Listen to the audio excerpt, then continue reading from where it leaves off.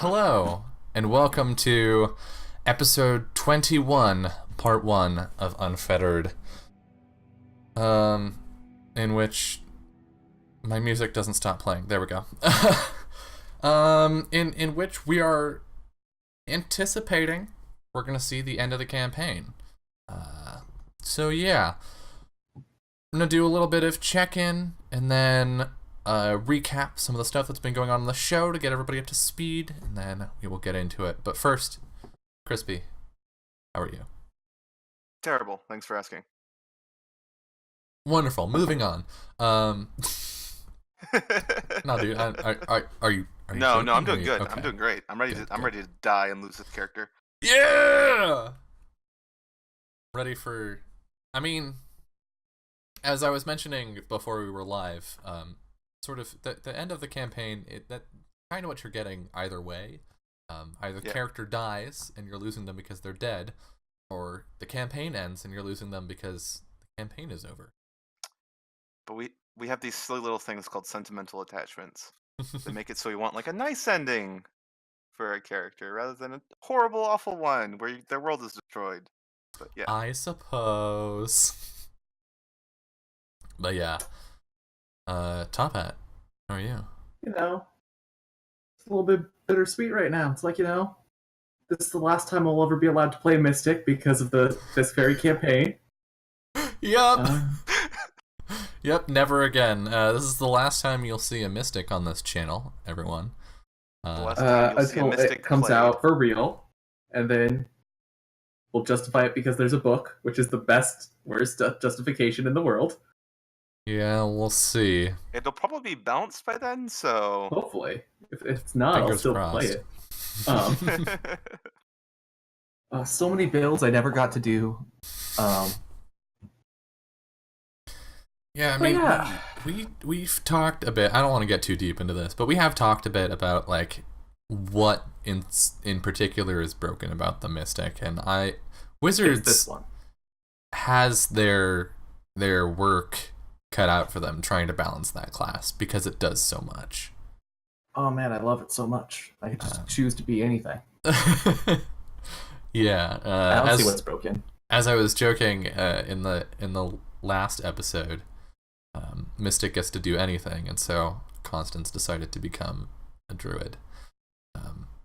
But yeah, so before we jump into things, I want to do a bit of like a broad overview of the campaign, because I know there might be some people who didn't catch either the beginning of the campaign or any of it who are hopping in for the first time tonight for mostly exciting combat encounters, but I want to give some context for the overall narrative elements that you're going to be seeing tonight.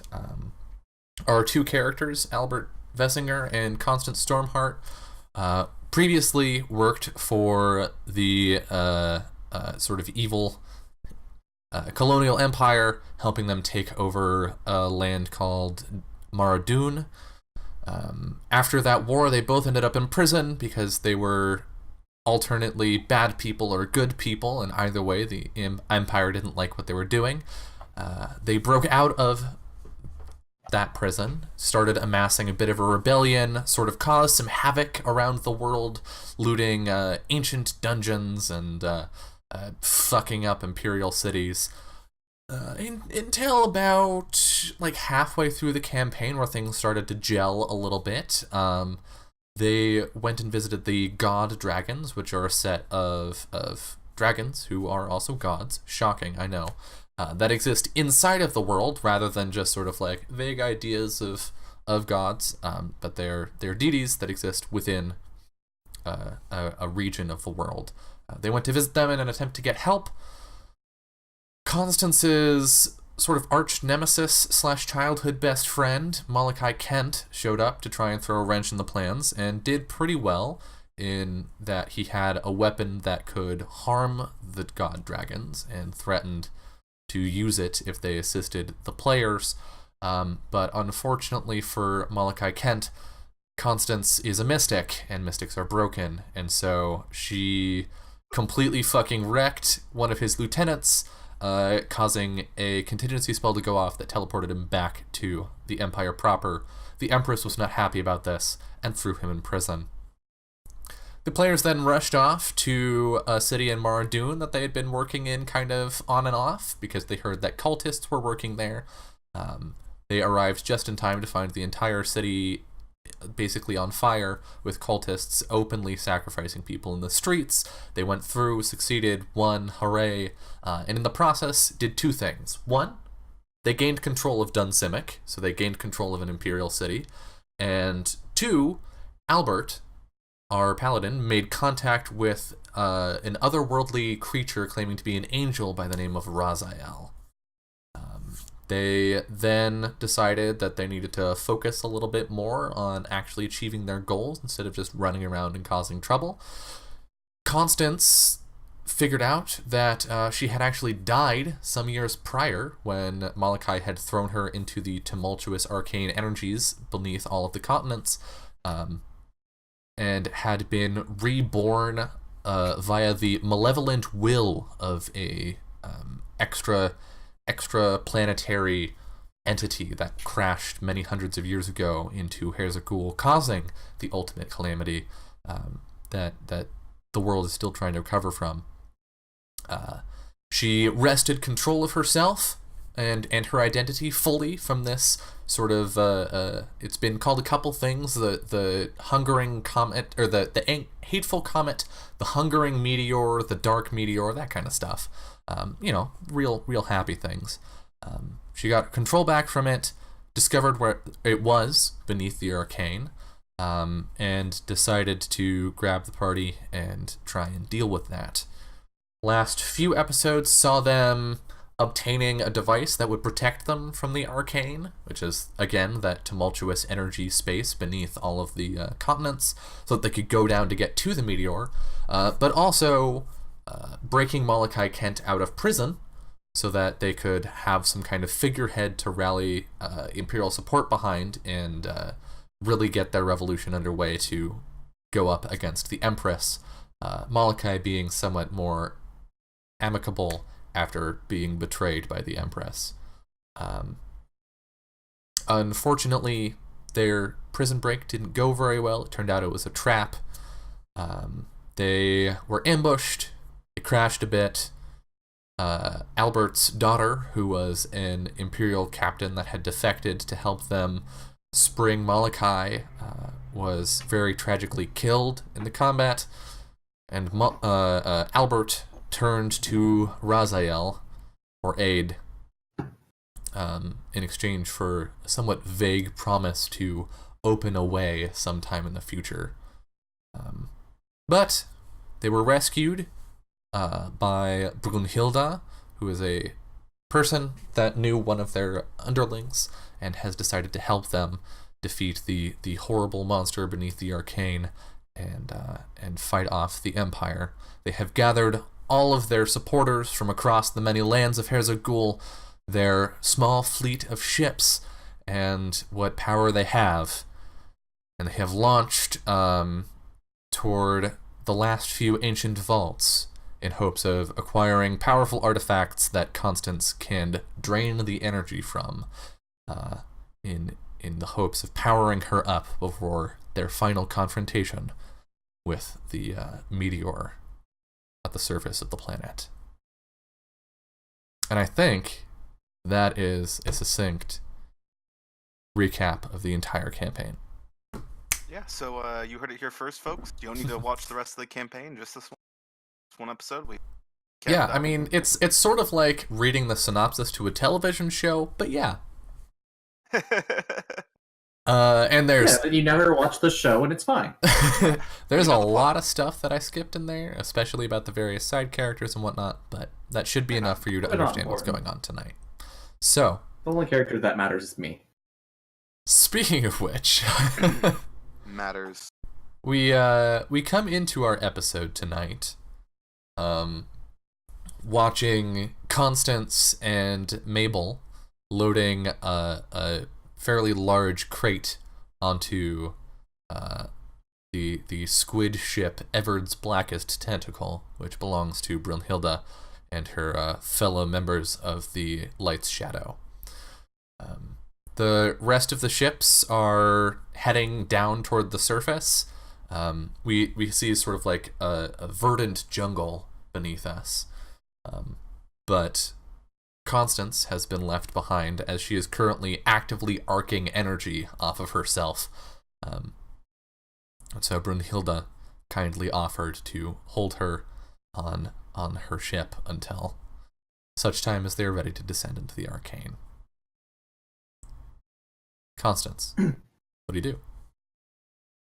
I don't see the problem. I just set up like 3 traps. It's fine. Constance, those 3 traps nearly killed Albert. Small holes. They healed. I mean, yeah, they usually do, but just sit here near the railing. Captain Brunhilde, you mentioned there was a place I could put my equipment. Yes, right this way. And Brunhilde will walk off. The crew on the ship is giving you a wide berth as you continue to occasionally like shoot off little bits of blue electricity. And in true Constance fashion, she'll just walk up to one of them and start talking instead of like pulling in like rigging or something like they're just walk up to him. Hi. Hi. Can I help you? Preferably from a distance. Hi, I'm Constance. Who are you? Just right in their face. The name's Jerry. If you don't mind, I'm really quite you're stunning, truly. If just 10 feet back would be great. I think I start to take a step back, but just turn around, just like, wait, Jerry? How'd you get a name like Jerry? Where are those clothing from? Just like grab his clothing and like see sparks like fly past his sleeve. Yeah, you like cinch his sleeve a little bit. It's from the Rock of Brawl. It's a long sail from here. You don't have to worry about that. I'm sure once all this is settled, the captain would be happy to talk to you a bit more about that. My name's Jerry because I'm known as Jerry. Jerry Rigger is actually, it's a bit of a nickname. Because I'm good with ships and, getting things to work when you don't have a lot on hand.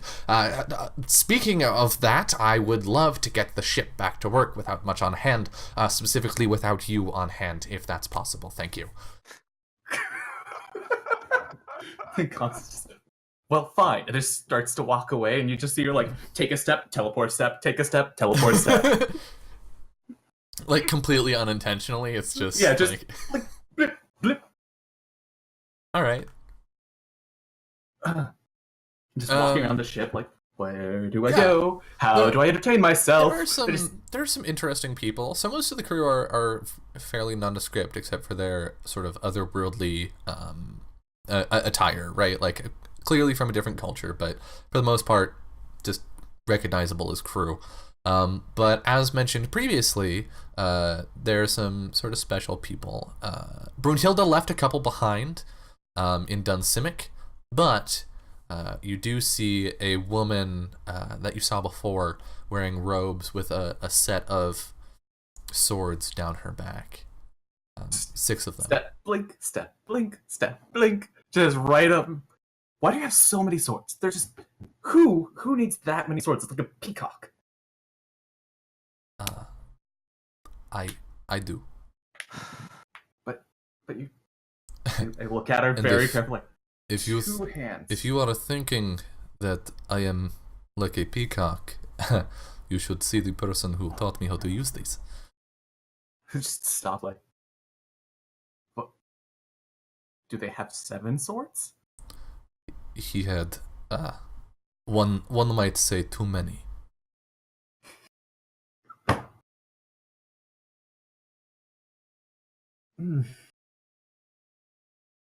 Did I take a moment to break for the audience here?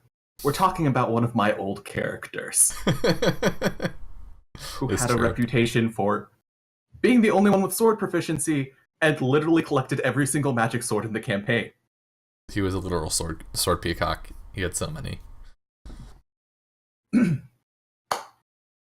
So, why? But 6? Like, are you sure you need that? Uh, I mean, I would prefer more, but I am not that skilled yet. Oh, it's like, see, Constance like reaching for her other short sword. Like, oh, okay. Yeah. All 6 just shift out of their scabbards like 2 inches.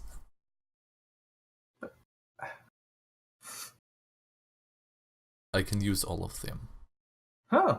That's maybe I can. And I like look at my sword, just like. Yeah, Just I one. think like a thick bolt of electricity just shoots out of your opposite hand and hits the pommel of your sword, and a shower of sparks rains on the deck. Nope. Doesn't work. I would perhaps avoid doing that too much. Just like sit there. There's like still sparking energy in my hand. Like, stop. I mean, I usually have better control than this. I should probably not draw the sword though. I don't know what will happen. You just see Constance just turn and look at the handle like, I don't know what will happen. Well, there is only one way to find out. She just grabs the sword and just see like the sword just start like glowing way too much. Just like, oh, Mm-hmm. It's shiny. And I think as you do that, we cut inside some dark, musty dungeon, and we see Toledo and Zaire and Albert all in like a stone chamber with the ceiling slowly descending and dust falling around them, and around the edges of our like the periphery of our vision, we can see something moving in the darkness, and we hear these like horrid metallic clicking, screeching sounds. Albert, what do you do? Toledo, didn't you say there was a button? I thought there was. It should be right. It was the left eye. The left eye. Yes.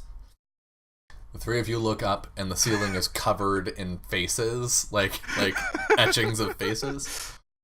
Oh, bugger. Oh. I should have known not to trust that. Quick, Zaire. Faith, Yes. do it. They like put a hand on your shoulder to steady themselves, and then their eyes go like fully black as they receive a vision. And we cut back to Constance. So Constance is now just like, I think, following Mabel and Brunhild. Just like, oh hey.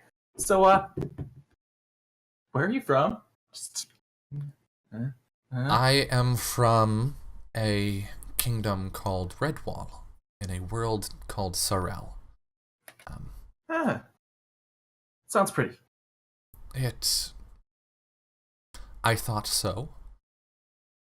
But, of course, the things that you grow up with, it is easy to put them on a pedestal and not see the darkness underneath. Redwall is one of those places. It had many problems. Can I see the place? She looks at Mabel. It goes both ways. Ah, I see. Then, yes. So yeah, I think you see that moment of like, Constance like reaches out to touch her forehead, and you see sparks of electricity. No, just gonna have to do this mine time. And we as an audience get this like rapid slideshow of a large sort of gothic city up on a mountain with a high wall, cathedral, like multiple cathedrals throughout the city. We see inside some of these cathedrals women and men in like heavy plate armor with various holy symbols emblazoned on the front of them, All in the back, we hear the sort of like chanting that is slowly rising to a cacophonous ring, and we see an image of a man chained to a wall, and we see what we can presume to be a young Brunhilde reaching out toward the statue of the chained man, and then suddenly growing much older to her current age, and the chains on the man breaking and reforming around her arms. And then... That was... Whew. Wow. Twitching a little bit. So, gods, they don't just walk around? Not always, no. Mine, von Recht, he was imprisoned for quite some time by his worshippers.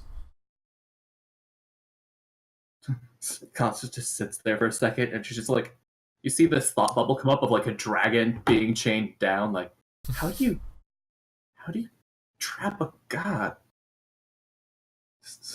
Turns. The power of divinity is great, but the power of belief, on such a scale, to be sure, is greater still. So you're saying I can think the dragons out of existence if I need to? You alone, probably not. I just like look at her, just like, but I have the greatest mind of them all. And you see a lightning bolt shoot off. Oh god!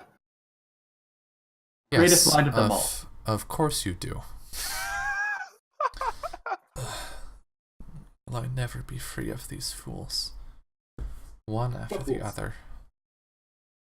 My master, the one who inducted me into this organization, he thought quite highly of himself and was not afraid to speak of it. Is this the one with too many swords? Yes, that would be the same one. Are you speaking to Korma? Yeah, she has too many swords. She has, I think, just enough. Well, I guess that's okay. Just kind of continuing to like be fidgety and. Well, okay. So how did you teleport us if that thing it went boom? That. Not like any other teleports we've seen. Not that this. Have you heard of runic magic? And we cut at that point to the three adventurers in the vault once more. They're in a different chamber. There's an altar now with, it's just like covered. Every centimeter of it has a character of some kind on it, and the three of them are like standing over it and looking over their shoulders, and like down the stairs we can see these horrible, almost spider-like automatons that have grown almost like tumor-like growths or like melted together that are slowly crawling their way toward the group up on the dais. Albert, what do you do? I turn around and look at the things. I look at the runes on the floor. I wouldn't be surprised if most of these blow us up when we step on them. Well, I never thought we'd have the chance to run through another rune like this.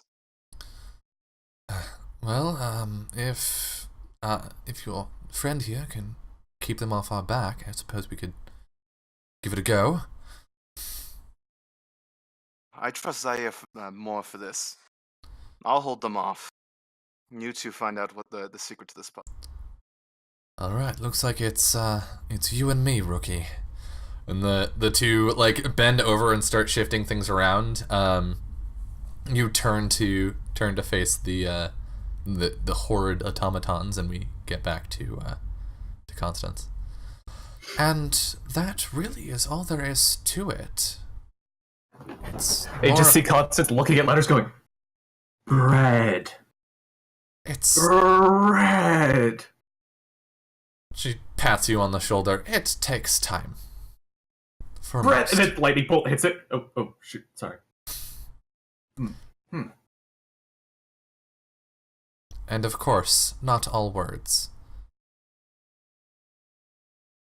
But turning a rock into bread, how do I do this? Well, perhaps if there is time, and you are not otherwise disposed, I could teach you a thing or two. That sounds great. Just great, yeah. Just kind of standing there for a second, just. If you don't mind, I have a meeting I need to get to. With who? Just kind of looking back and forth. That's a bit complicated. Just kind of. Okay.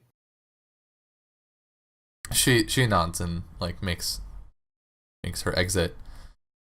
Let's see, and then we plug this in here, and then there we go. Okay, all right, incubator set up. Yes. Um, Space Wyvern is a go. I mean, so here's my question, I guess, about this whole wyvern thing: is once it's hatched, do you remember how to like pair with it? Kind of, but there's rituals and all of that, but I figured it was gonna be. We've got Dragon Library. They might know, yeah. Or I suppose we're in the wildlands. Could we just find someone and ask? I just like grab her by the shoulders. Let's find out, and then we just in the wildlands. Oh, wait, the fuck. village was. Oh, and then you just fuck. and then just constant, just like that. And then they're just over there again. Just.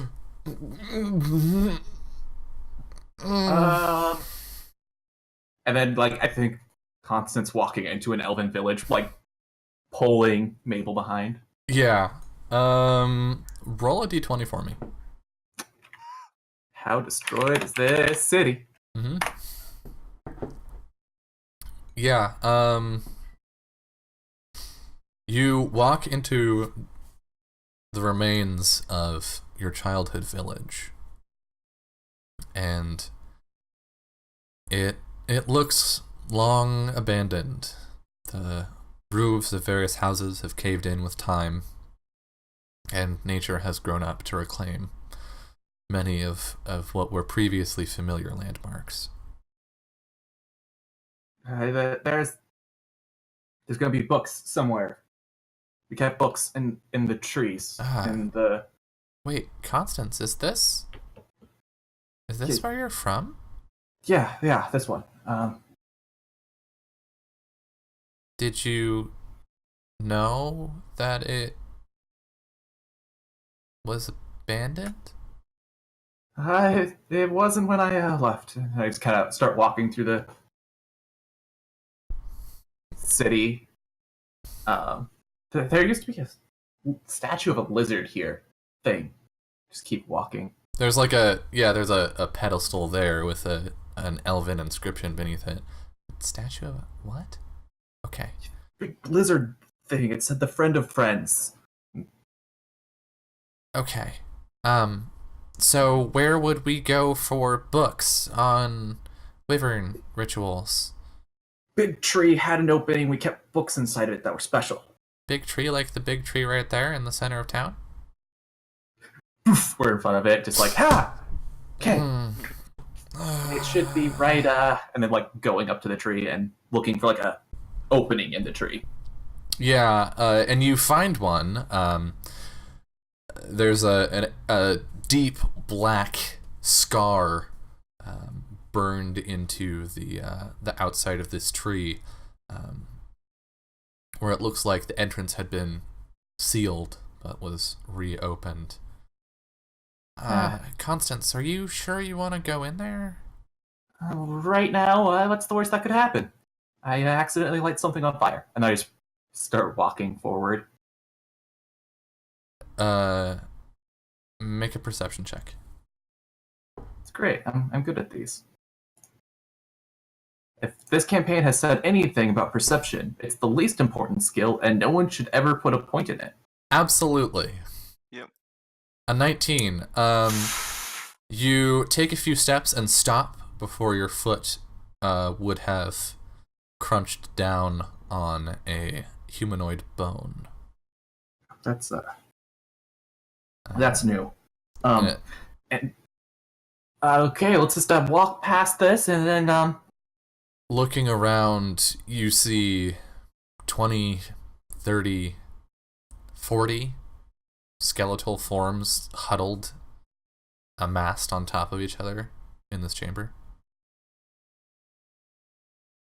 it's fine. This okay. The book. Where's the book? It's Constance, are you gonna be okay? I barely knew these people. I only knew them. They're probably not the same people. I mean, we're just elves. We only can live that long. Just like, and then Constance just kind of like shuffling, like dusting off whatever. Make an investigation check. Another skill that don't bother putting points into this, kids. Certainly not. You don't need them. You've got combat. 12 is not stellar. Okay, so you pull a book off the shelf and it like crumbles to dust, and you realize you have to be a little bit more careful. Okay, let's just. And we cut to the adventurers in the dungeon. Zaire is holding this like golden shield with a sort of like a monster's face emblazoned on the front of it as you slowly trudge your way back out. Only one more to go, right? Oh, I missed this a lot. I must admit, it is nice to have you back on the hunt. This reminds me of that one time with the Temple of Har-Hazard. Do you remember that? Ah, yes, of course, with the snakes. Ah, yes. Oh yeah, the snakes. Fun times. Let's make haste. It is always snakes, though, isn't it? It makes you wonder if they had sort of an obsession with them. It's impossible to tell. Snakes, spiders, it's like they didn't want people to go into these things. It is. How odd. Strange of that. I think at this point, like they step on a stone and like darts start flying at them. They just hold up the shield and keep walking. Yep. We cut back to Constance. Make another investigation check with advantage. Advantage is that button. And then the character sheet lags on scrolling. Yeah. That's 21. Yeah, so carefully making your way between the skeletons, you head back to a rear chamber. And there's a sort of cabinet in there that has no noticeable handles or anything. You recognize it. It's a type of sort of living furniture. And emblazoned in the front is the word storm. Yeah, this is the one. Just kind of put my hand on it.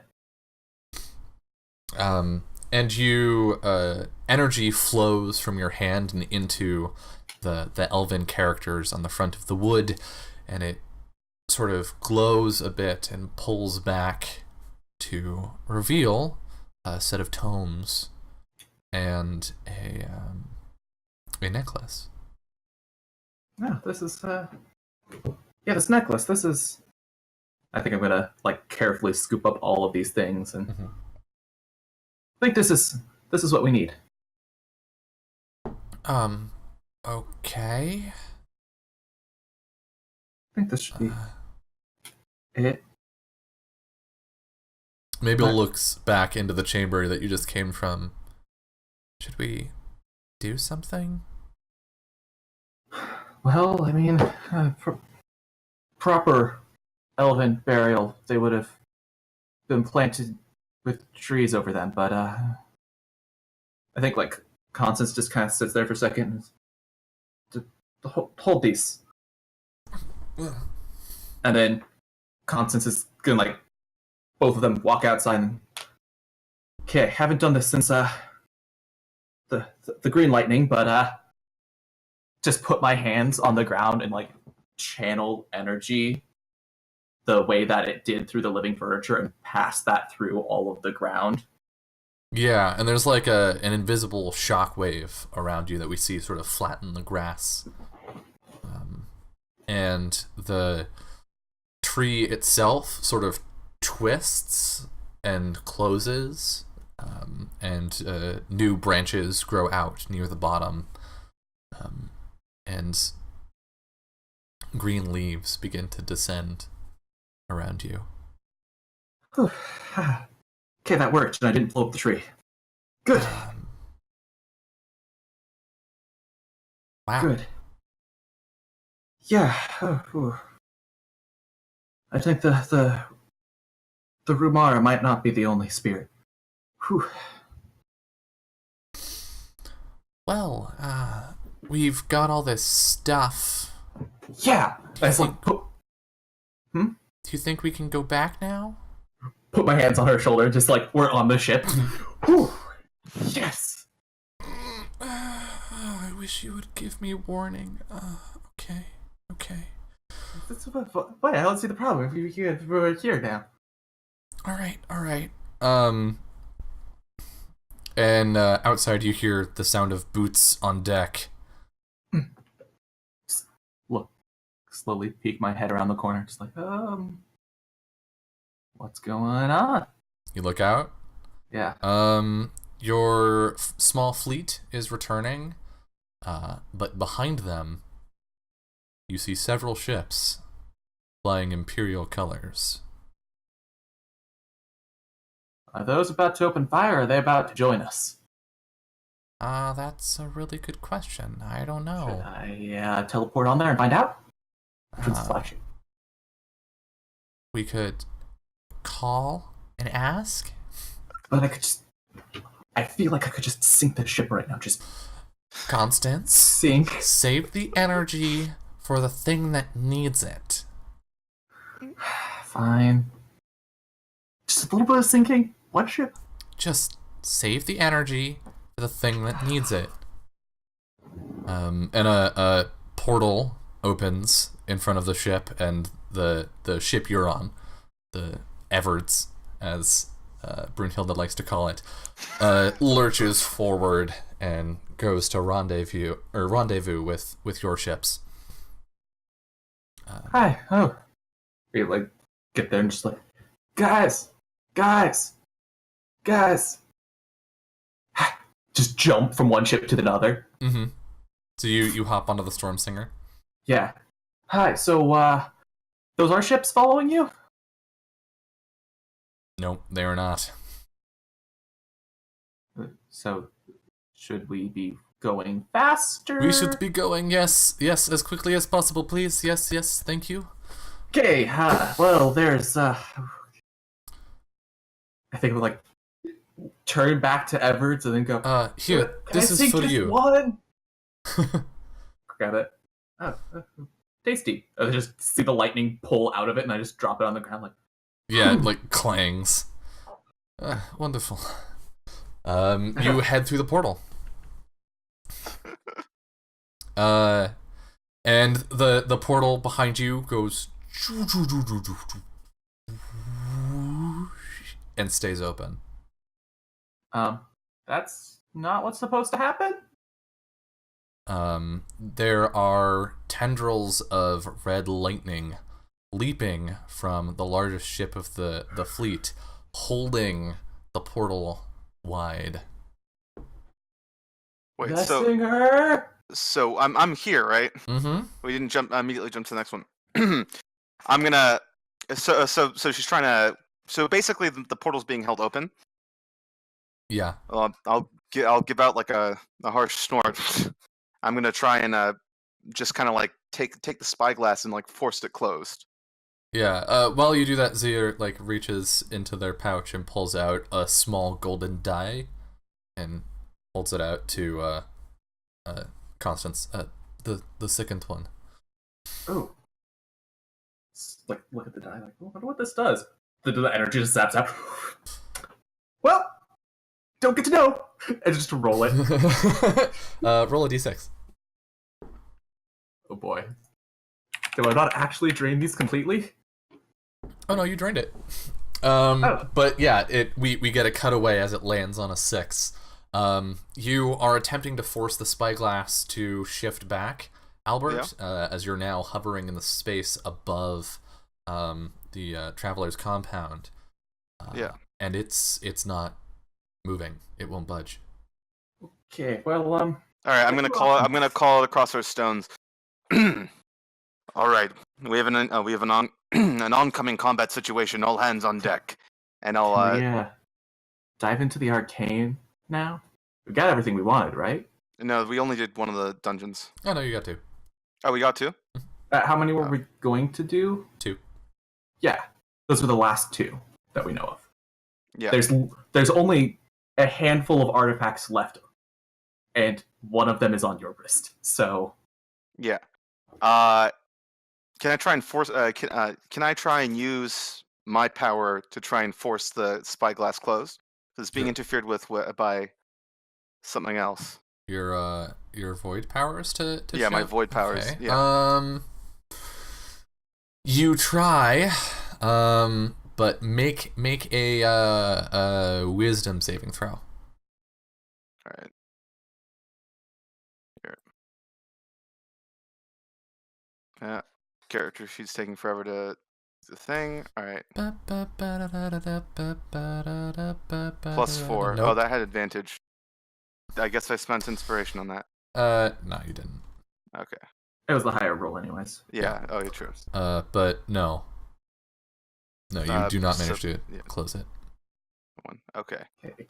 If I used one artifact's worth of energy, I could probably force her out, or we start going towards the arcane now, and we see if her ships can survive it. Molokai steps out of where he was being kept below decks and like pulling a crew member that was assigned to him along with by the chains. That's my ship. Wouldn't it be glorious to watch Arcane rip it apart? We could take a risk. I like turn and look at it. There's like a spark of electricity. Sorry, old habits. We could take a risk. If we can get... If we can take their ship and kill the Empress, that's one more artifact and one more fleet. I mean, I could... There's a crack of thunder beneath you. Okay, yeah, so I like playing bring them with us down. All right.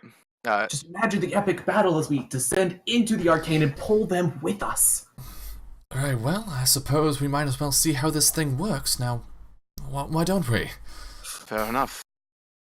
I think Constance starts to act like stop herself from reaching out. Like, wait, No, we want that. Constance, no. And Toledo like turns some dials on the staff, and a dome of golden energy sort of comes out from it. So, Crispy, how important is that compass to you? The spyglass? The spyglass. It's pretty fucking important, but I'm just saying, there's no portal if there's no spyglass with energy. The dome all right, of energy. I'll shoot you. Not. Oh, sorry. Go ahead. I was gonna say I'll shoot. Oh wait. What were you saying? Oh, we'll get to that. I'll shoot a look at Constance. Do it. Ooh boy! Grab the spyglass and just pull. The dome of energy is about 35 feet across. Fuck.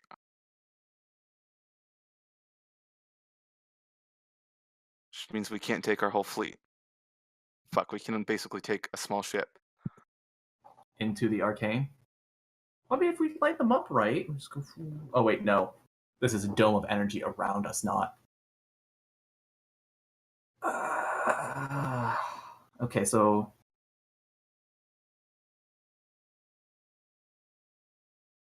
I guess we're taking a ship with all of us on it.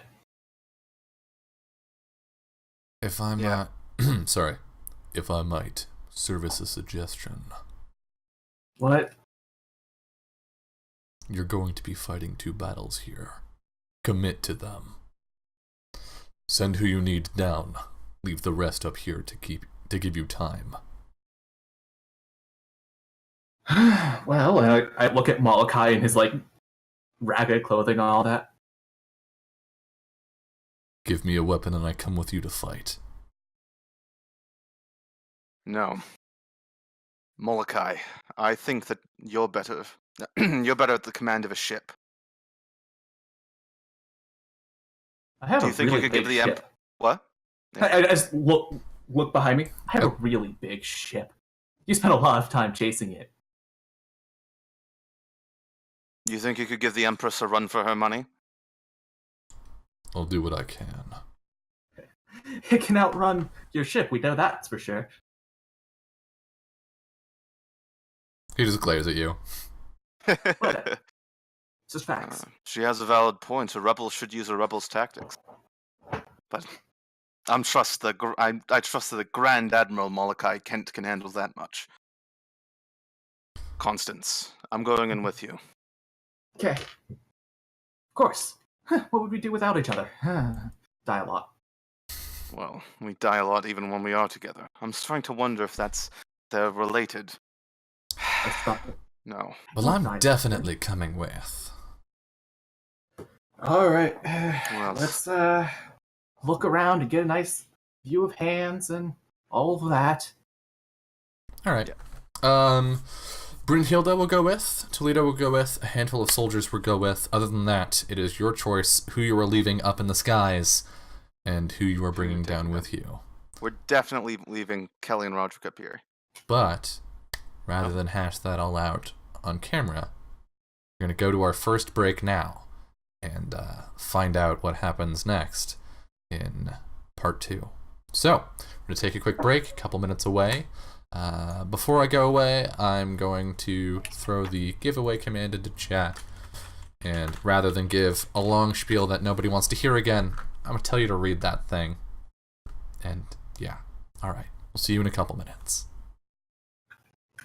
Hello, and welcome back to episode 21, part 2 of Unfettered. So, the two of you, along with Toledo and Brunhilde and some soldiers, I believe also you said Lifo? Lifo, yes. Yeah. Sort of squish your way onto the pleasure palace with this dome of golden energy crackling around you, as Toledo continues to hold on to this staff.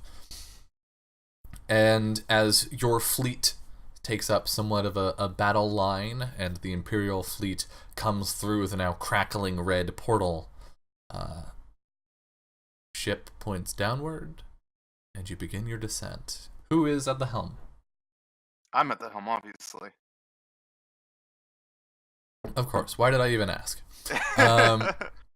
So you head down, and you've got this orb around your ship, and something in you is like tightening up in like anticipation of immediate death as you hurtle toward the arcane. Go ahead and make an intelligence saving throw. Is this against the frightened effect? Essentially. I mean, not actually, but it is to conquer your fear. Paladins are immune to it. Well, it's not actually going to give you the frightened condition. Alright, I'll have to roll it anyways.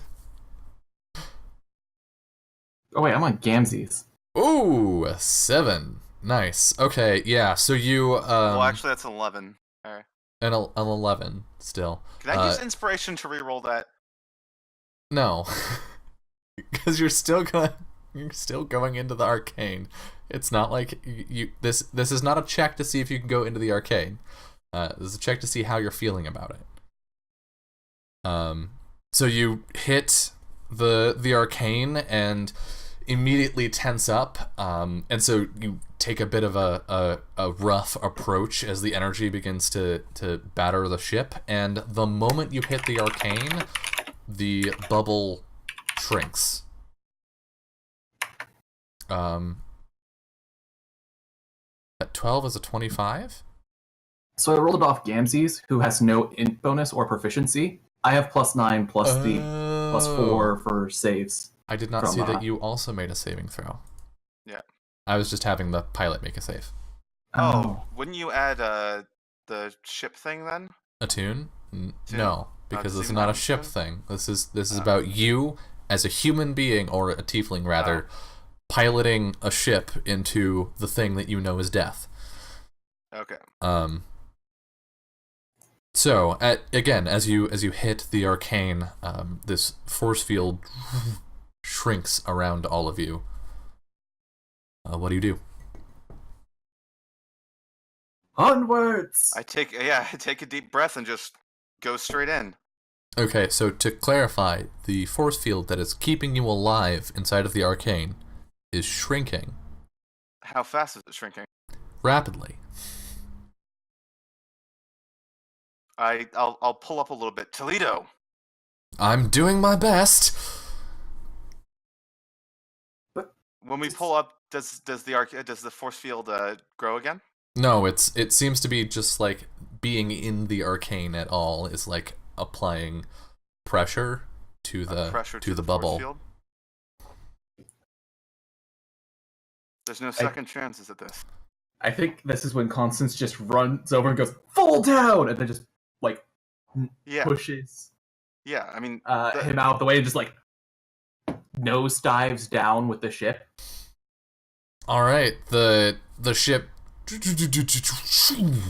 completely just starts to plummet out of the sky, and as the bubble shrinks, the ship itself is not entirely covered anymore. All of you are still managing to fit inside, but strikes of lightning and like a sudden boulder out of nowhere crash into the side of the ship and tear away part of the decking. I'm gonna push Constance to the side again and take the helm. We're Like gonna need to go even faster than this. Shoved to your senses. Yeah. I'm gonna so like you see so he tries to command a soldier and then he's like fuck it. He just grabs the rigging and in one hand grabs more rigging, puts it in his mouth, and then grabs hold of the wheel and just kind of like dives down. Yeah, there's a sound from the engine, which its core is now exposed directly to the elements from where the ship has been torn open. You can see arcane, like purple arcane energy just flaking off of it into the air around you.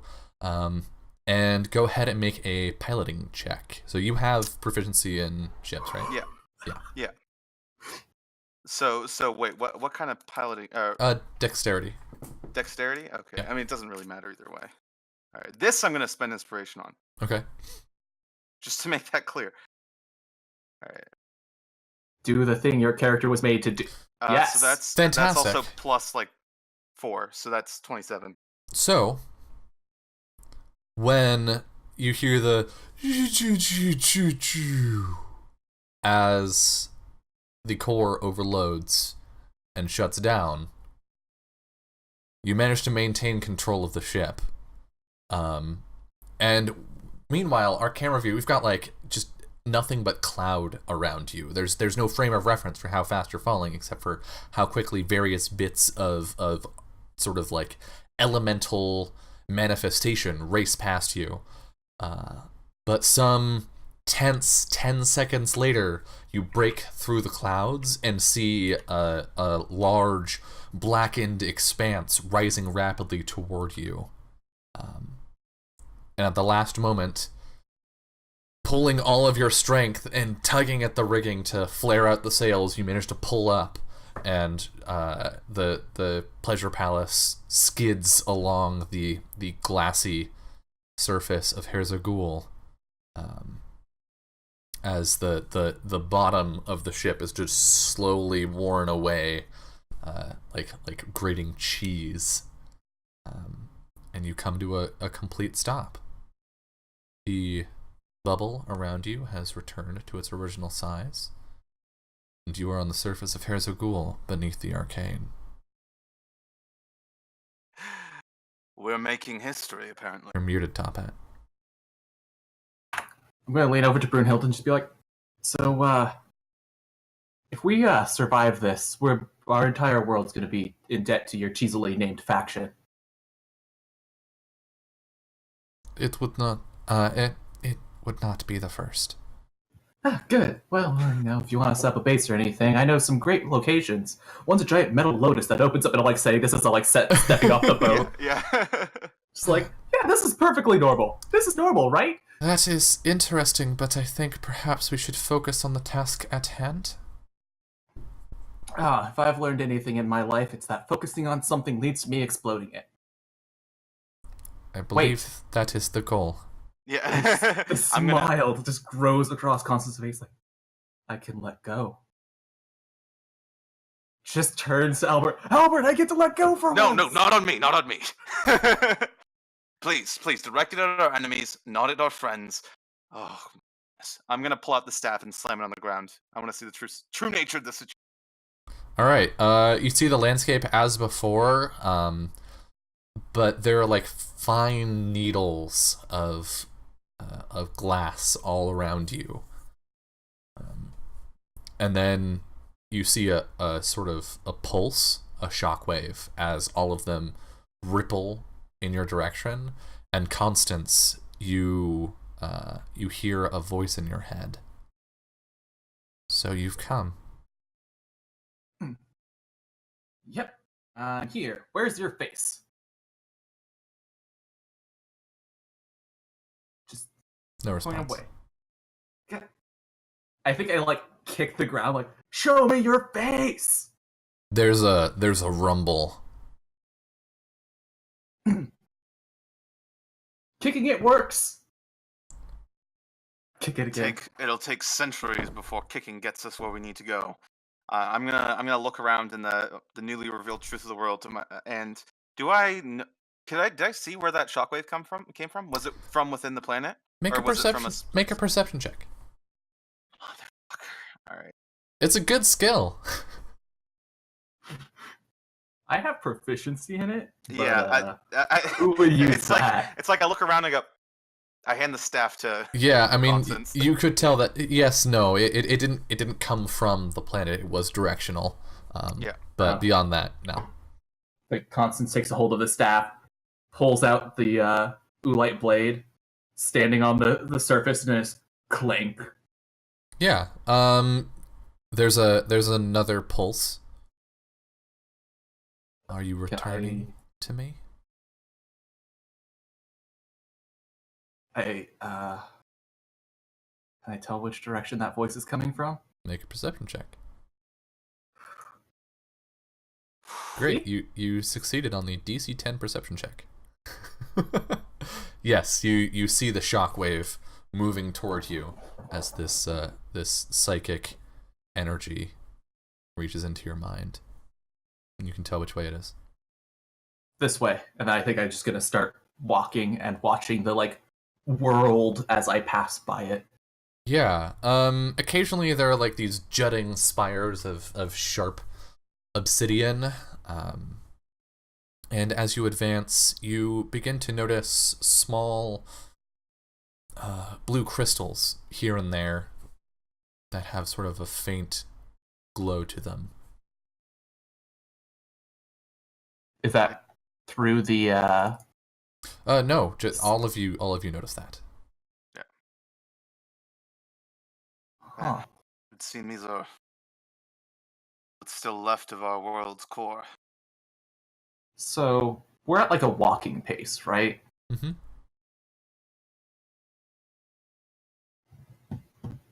Okay. Then yeah, we'll just keep going, and I'm gonna be like stopping to look at the arcane crystals at one point, and just be like, "What is this?" All right. So you reach toward one of the crystals, and as you get closer, it glows. Oh, well, that's unique. I think Um, I'm gonna just barely tap it with a finger. the moment you make contact, Albert, Constance's eyes begin to glow blue, and she is no longer paying attention to you. Constance, you are standing in your living room from when you were a kid. Malachi is over in the corner working on his homework. Hey, why am I here? But I was saving the world. What? You were dying What? a heroic death. Finally, I mean, What are you talking about, Constance? it was the thing. We were safe, right? Where's my sword? Where's my everything? Why am I here? Look, we're supposed to be doing our homework. We can practice sword fighting later. But this, the answer's 5, and just walk away. Just like try to walk out of the room. He writes something down. Hey, but wait, where are you going? And he stands up to follow. You're going outside, did you say? Yeah, just All right, yeah, Go it's your town. Your town. no. I have to get back. This isn't.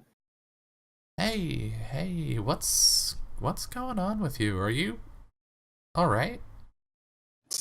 Grab child Malachi by the shoulders. You are innocent, and I still want to punch you in the face. And then just walk away. Whoa! He like does a combat maneuver and gets your hands off of his shoulders. Look, if we're getting to punching each other in the face, at least let me get into a proper stance. And I just turn and start walking away, just like No, this is not how. No. You walk forward and you are standing in your bedroom. It is nighttime. No. Just Constance saying, "No, I want out of this. Stupid meteor. Let me go." Tolando Kent, your adoptive father, looks in. Constance? Tell the stupid piece of rock that destroyed this planet to go fuck itself. Shh. He walks up and he like, puts a hand on your shoulder and like pets your hair a bit. It's okay. It's okay. I'm here. No, you're dead. Let go. Whoa. Wow. Where did that come from?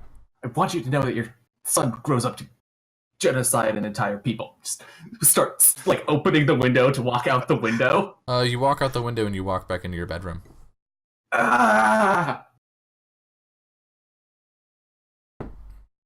Constance, what's going on? Are you feeling all right? Are you sick? He puts a hand on your forehead. I cannot. Can I stab you in the mind? The world around you breaks a little bit. You see cracks appear in the walls. All right. And Tolando starts bleeding from his eyes. This is going to be really painful to watch this happen again. And then just focus on those like cracks in the world. Take 10 points of damage. Ow. Meanwhile, back in the real world, Albert, Constance is yelling something in a language that you don't recognize. The entire ground shakes, and some of her electricity comes out of her, and you see part of like her arm disintegrate from her own energy. I take a look at that shocked, and I immediately like step forwards, hands cracking with energy. I put my hand on his shoulder to see if I can put it together. Okay. Constance, you are sitting in the crow's nest of your ship, your knees up to your chest, and Kelly has just come up the rigging. Constance, I thought we should perhaps talk about Hey, at least they're showing me memories that were my own this time. what Sorry. happened. Yeah. That's right. This happened. You know, I know what happened. Just kind of stop, sit there, talk, like turn to Kelly, just be like, yeah. It's hard to lose people. I know. And she looks over the side of the crow's nest. I don't think any of the crew are expecting you to come out at what happened. Just fine. The funny part here is that I don't even know yet that this was my own fault. That, in the grand scheme of things, if I hadn't gotten thrown off the side of a ship, none of this would have happened. Why are you blaming yourself? That voice comes from Kelly's mouth. Because if I hadn't been brought back, then the ship wouldn't have gone insane looking for me and then ended up becoming worse versions of me. You didn't choose to come back, Constance. You weren't given a choice.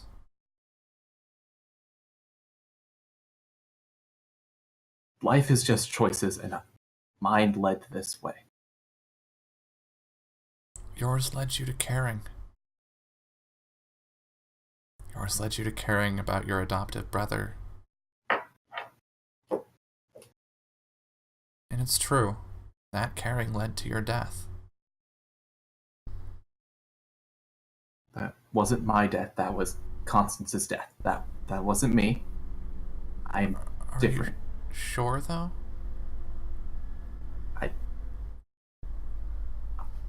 I was made without a soul. Constance's still exists. We are not the same. You seem so certain. Seem so certain that you're broken. Just we're all broken in our own ways. But the fault, if broken you are, is with the thing that broke you. You can't blame yourself for it. You can't blame yourself for what it did to you.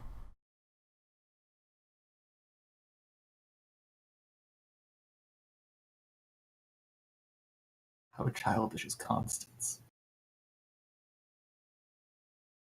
I think, yeah, she's gonna go full child and just, I can blame whoever I want to blame. Kind of You stops, can. kind of thinks about what she just said, like, yeah, okay, I'll stick to that. I think in the real world, looking at Constance, she visibly becomes about 5 years younger. Fuck. Kelly reaches out a hand and puts it on your shoulder, and looking up at her now, her eyes are glowing a bright blue. You do what you need to heal, but don't blame yourself. It keeps the wounds open. What I need to heal right now is to kill that stupid meteor, stop the world from exploding, deal with an empress who wants to kill everything. If that's what you need. And then relax on an island vacation with my new pet partner. If that's what you need. Destroy it.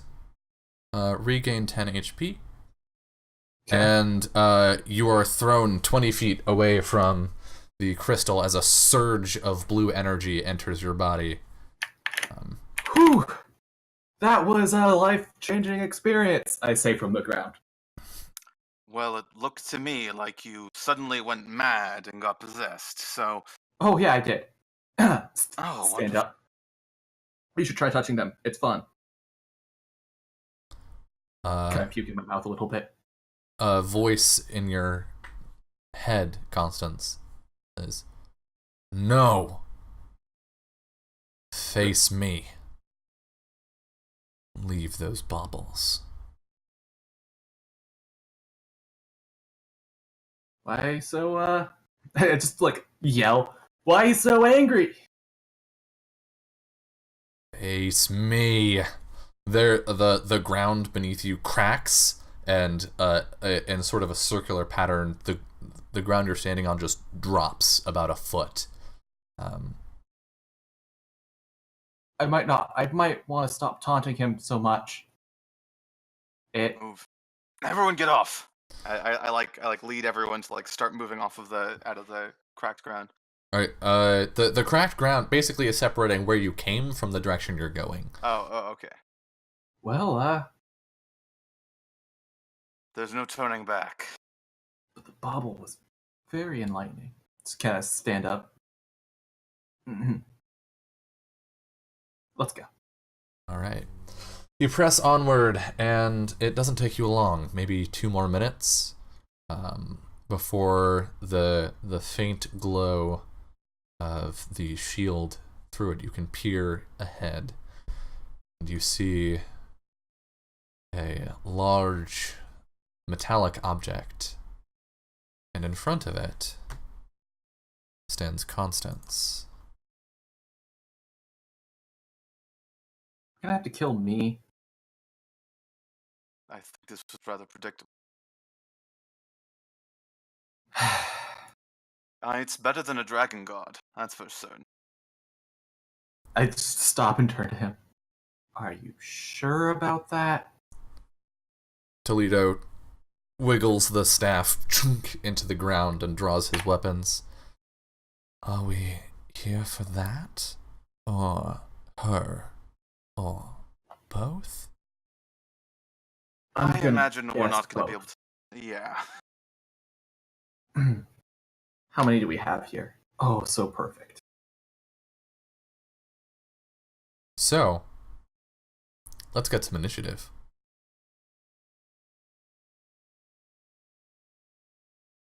Oh, I need to clear the turnover from The previous dessert comments. terror. There we go. Oh, I realized I forgot to set it on fire before we walked through the portal. It was my greatest mistake I've made. it's your great... Next flashback is a flashback to when you fucked that up.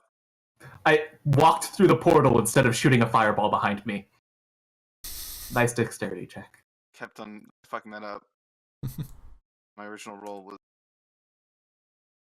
Alright, let me get some saves.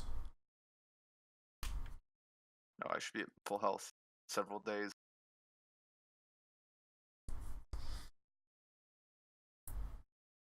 Oh yeah, should we have healed to full or anything like that? Oh before the yeah, fight? you're at Okay. 100%. You had a long rest. You're good. Yeah. Where's the long rest button? There it is. Okay, it does restore. Yeah, pop Which means technically I was healed by that crystal to above my maximum. Well, you were removed. You lost 10 and then regained that 10. But I have he- temp he HP. temp. It. You can't go above your maximum. I know, but that's the funny part. But sure. All right, and Toledo and Lefo.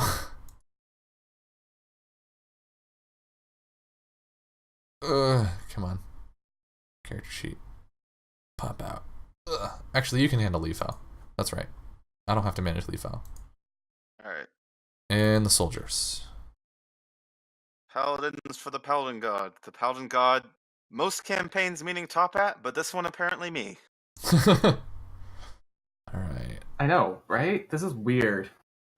Soldiers will act on 1 initiative. Hot damn. They are eager beavers. It must Don't have been worry. my expert commanding. Of course. Brunhilda. 13, okay. Toledo will probably get like a 4. Wow, that Yep. Brunhilde character art is a lot more non-threatening than the one that we used in that campaign. Yeah, well, that's what happens when you don't use copyrighted works in your RPG shows, yo. If you as an audience are interested to know what Brunhilde looked like in previous campaigns, you can just Google Brunhilde Orphelin. Orpheelin. Orphelin is the artist who put the piece up on DeviantArt. I believe it's still there. Yeah. I'd be sad if it was gone. It was very. I mean, it exists on my hard drive, but. All right. So, at the top of initiative order, all of the crystals on the battlefield begin to glow. And Well then. the soldiers will start. What would you like them to do? What are you going to command them to do? We're still inside the bubble of protection, aren't we? Mm-hmm. Yeah. That is awkward with it being the last initiative. Mm-hmm.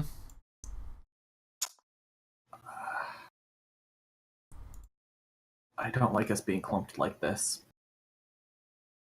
All right. Oh fuck. You know what I'm realizing right now? Hmm. We should have brought those shield stabs with us. Nope. I drained them. Oh, you did. Right. Okay. Sure. Okay. I'm just. Fair enough. Fair enough. I was draining literally everything. It wouldn't be that. So do you think we should just send our soldiers forwards? I'm curious what the mechanic with the lights is, because It's probably gonna have something to do with you.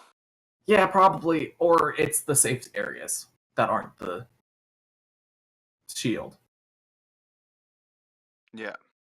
And I don't know which, and I don't know if I want to sacrifice a soldier right off the bat for that. We could just have them hold till end of initiative. They're just gonna get. This is a question of, does this thing have the same abilities as me, in which case we want to scatter Yeah. soon. Is there, like, are we still, like, in the cloudy, like, arcing energy arcane, or does it seem more... It's there are clouds, but it's not as it's certainly not as chaotic as the energy above. They cannot get to Constance. Or the evil meteor. Yeah. I will, for the sake of all the viewers and everyone watching this campaign, now officially make the worst title for the Meanie Rock. The Meanie Rock. Great. Good. So the mini are. So we've got some options. We can send them probably all to their deaths and send them to all the different crystals to see what would happen. That you could. What are they armed with? They are armed with scimitars and daggers. All right. All right. So That's I think that's actually a good option. Like seeing that it's Constance and knowing that this thing probably has all of Constance's powers, Albert shouts out, "Men, disperse! Go to the crystals. They're important somehow." All right. So you're moving them yeah, 30 feet. Yeah. That can get here. one to each of them, I think. Yeah. And here. Yeah. Yeah. All right. Yep. All of them can get to a crystal, and likely all get exploded by some sort of lightning. So, I don't know. So like, all how the to say, crystals like, immediately discharge to kill. No. So they scatter, right, to make it to the crystals, and as they do so, Constance begins walking forward, black lightning crackling around her hands. And she's going to cast an ability. Let's spend Who's 7 surprised? Let's spend 7 on this one. Black and teal energy arcs from her hands, dealing, what is that? Is that 7d8? Yes. Slash GM roll 78. She is targeting Brunhilde first. All right. Oh, Brunhilde's gonna have to make a dex save. As chain hungry lightning flies toward her. Where Should I is? point out now that Hungering Lightning gives you disadvantage if you're in heavy armor? No, it's in there. It's in there. Okay. Dex also wasn't her best stat. Yeah, I know. I remember. Yes, she got a 13, which does not pass the save. So she's going to take 38 points of lightning damage. She gets an A for effort, though. She does. And... Wait. What is... why aren't you closer?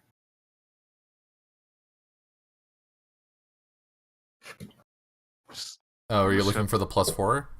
Yeah, It not would not have quite pushed the save over anyway. Then Yeah.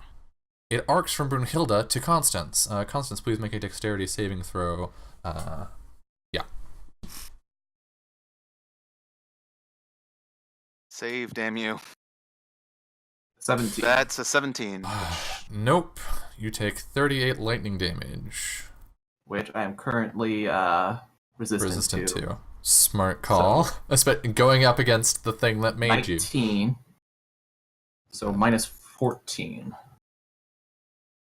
And Toledo. Toledo is going to roll a dex save. Boop. Fucking Christ, Toledo. Rolled a 12. +4 is 16, which is not enough. 38. There's... That seriously fucked him up. He staggers as the lightning hits him and then arcs to Albert. Alright. Get your dex save on. Are you in heavy armor? Leather all the way. Oh, yeah. With a 23, you take... 27, thank you very much. Oh, sorry, 27. You take, what is that? 15 plus 4, 19 lightning damage. Fun. And then Lifo, who I believe is wearing heavy armor. Yes. Who's in charge of Lifo tonight? It is me. Okay. Dexterity saving throw. Wow. Oh, God. So, Top Hat, you're in charge of Lifo now. I like how you also didn't roll with disadvantage. I mean, it doesn't. You can't get worse than that. I know, but just say. Here, for karma's sake. Oh, yeah. Alright, so he takes 38 lightning damage. Incredible. Alright. Well, I'm gonna trust Top Hat managing that now. Alright. Yes. I have to please. read my abilities. I think more carefully. the villain is monologuing. Oh no, the villain said its line. Alright. You're getting a little bit quiet for me, Dylan. Oh, of course. Yep. Thanks, Windows. Okay, so I am going to be spending psionic mastery points. So I can hold multiple Concentrations. Yep. yes, up to 9 points worth. Okay. So 3 points are being spent on the good old Cloak of Air. Yield. Yield. The second, we are doing a Wall of Thunder. Yo. That it's just there's just this kind of actually want to angle it so it's going through the meteor a little bit, but okay, just go ahead and draw a line. oh god, what? Crispy, can you help me out here and draw a line with my ruler? Wait, okay. Let's see, strength save. That's a 3.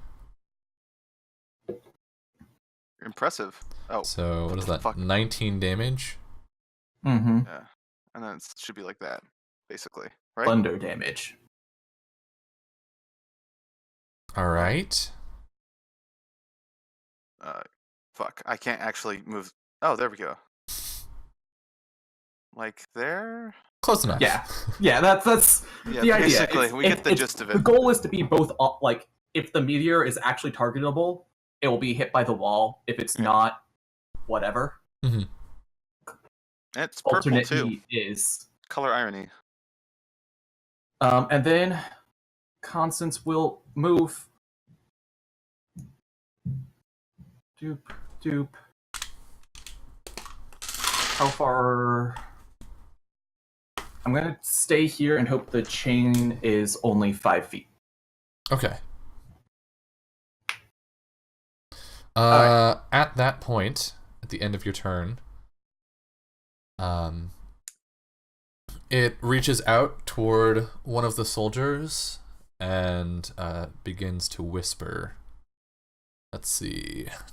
What kind of saving throw? It's an int save for this soldier over here. I'm going to start numbering them. Blue 1. Ooh. Yeah, they're out of my range. Oh. Fuck. And that is a int save, right. Okay. Roll. Nope. It says, "Are you sure you're doing the right thing?" And he begins to visibly shake as he takes 3d8 psychic damage. 15 damage. He clutches his head, and you can see blood start to run down his arm. Oh. Keep going. And it is now its turn. So, yes. When a creature moves through the space or starts its turn there. Okay. So that's good. So it's Well, but it would have moved. Yeah. Right. So Yeah. 30 feet away is very far here. yeah. All right. It sort of flickers a bit, and then for its action, how many creatures? Each creature a 10-foot radius sphere. 15 feet. Okay, it'll settle for these. Toledo, Brunhilde, Lifo, and Albert are all making wisdom saving throws. Oh, hey. That's a 23. Oh. Oh, and Lifo. Yeah. And wisdom for Brunhilde. Ah, fucking Christ. Alright. Shit. Yeah. Lifo's good with the 28. Oh, right, in Toledo. Come on, Toledo, don't suck. It's +4 at least. Don't suck. Yeah, he rolled a 23. Yeah, he's doing alright. There's a sort of wave of black sand that moves past you, but each of you covers your eyes. Brunhilde, unfortunately, is caught unaware, and you see, her eyes are covered in this, black sandy substance that's crawling out across her face. And she, takes a surprise step backward. And Albert, it is your turn. All right. We're gonna do this. I'm gonna go ahead and start us off here. And boop. It's a haste, I Cast presume, haste on on yourself. myself. So that's me action. Forget, does that increase my movement speed? Oh, speed No. is doubled. Fun. Yes, Oh, is speed it? is doubled. Choose a willing creature you can see until the spell ends. Speed is doubled. 2 to 8, bonus 2 to AC, and advantage on dex saving throws, and additional action. Oh, okay, yeah. And I'm gonna go ahead and move over here, and as a bonus action, I'm going to channel divinity and create my double Alright. on the other side of this creature. Okay. And then I'm going to make my single attack roll that I'm allowed this turn because I have an extra action to do that with advantage. Nice. 26 And does we're gonna hit. Go ahead and open up with a second level smite. Alright. Let's roll some damage here. Do it. Show it that 3d8. Not a great Oof. 3d8. 8 damage. All right, yeah. So you stab into it, and there's this burst of energy, and that's right. The energy is absorbed into it, and it just turns with Constance's face and smiles. Oh, Alfred, you should know better. Albert. Albert, right. Whatever your name is, Batman. You should know better. And it does deal damage, but clearly your smite did less damage than you were expecting. And it is Brunhilde's turn. For Brunhilde, I'm going to roll a d6 to see what she does with her turn, because she is confused. Oh, it's not a d6, it's a d10. Okay, hold on.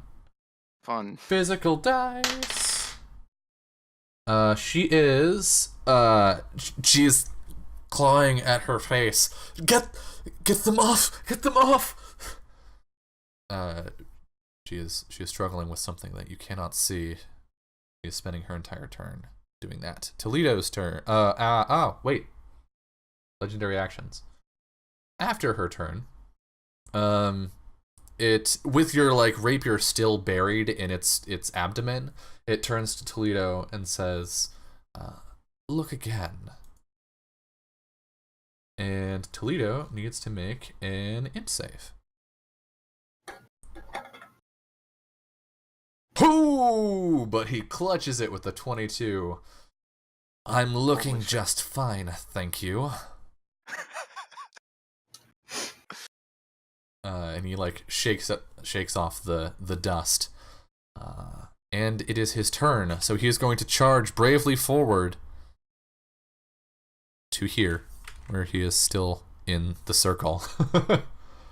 And We're basically gonna make a pentagram around Constance as we deliver the smackdown. Isn't he carrying the staff? No, he planted it in the ground at the beginning of combat, so he could have his hands. Toledo. All right, attack. No, he is going to. Let's see. Check. He knows. Okay, so he's going to make an insight check. DC equal to 8. But nope. He tries to find a weakness and cannot, and he's going to spend his. And he's like, "Oh, this thing's literally a god." It's actually invincible. Never mind. He's going to attack. With a fucking 10 to hit. Are you kidding me? He rolled a 3. He rolled a. That's been my impression of Toledo the entire time. All right. Well, Constance, the monster, Monstance, is going to say, "Oh, well, at least you tried," and spend 5 points to deal 5d8 damage with no save to Toledo. I'm gonna open roll this one because this might just kill him. 5d8. You know who's not on the initiative? Who? Leafo. Oh, hey. Oh, look where you rolled. It's fine. Okay. It just puts a hand sort of softly on Toledo's face, and he recoils, but before he can actually break contact, his eyes roll back into his head, and you hear a sickening squelching sound. He drops to the ground. Oh. Was I too rough? Here, this'll be better. And sort of teal energy flows out of it into Toledo's body, and he stands back up. Alright, it is Leafo's turn. Does Leafo just go for the kill? I mean, yeah. And he has the aura that would really help Brunhilde right now. Um,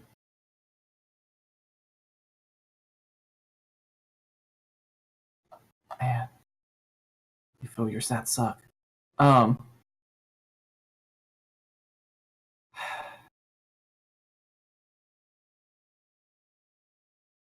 guess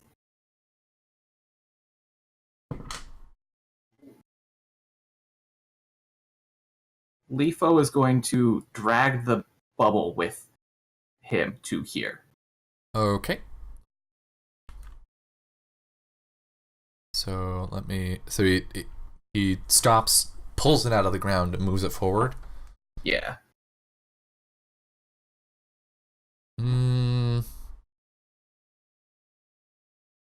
What are the rules for interacting with an object? Depending on what kind of interaction, it's either just part of the movement or it's an action. Yeah. Depending on what it is. Yeah. Usually Well, just picking things up or drawing weapons is part of the movement. Yeah, I'll count it as part of the movement, I suppose. Then Lifo will leave that there and move to here. Okay.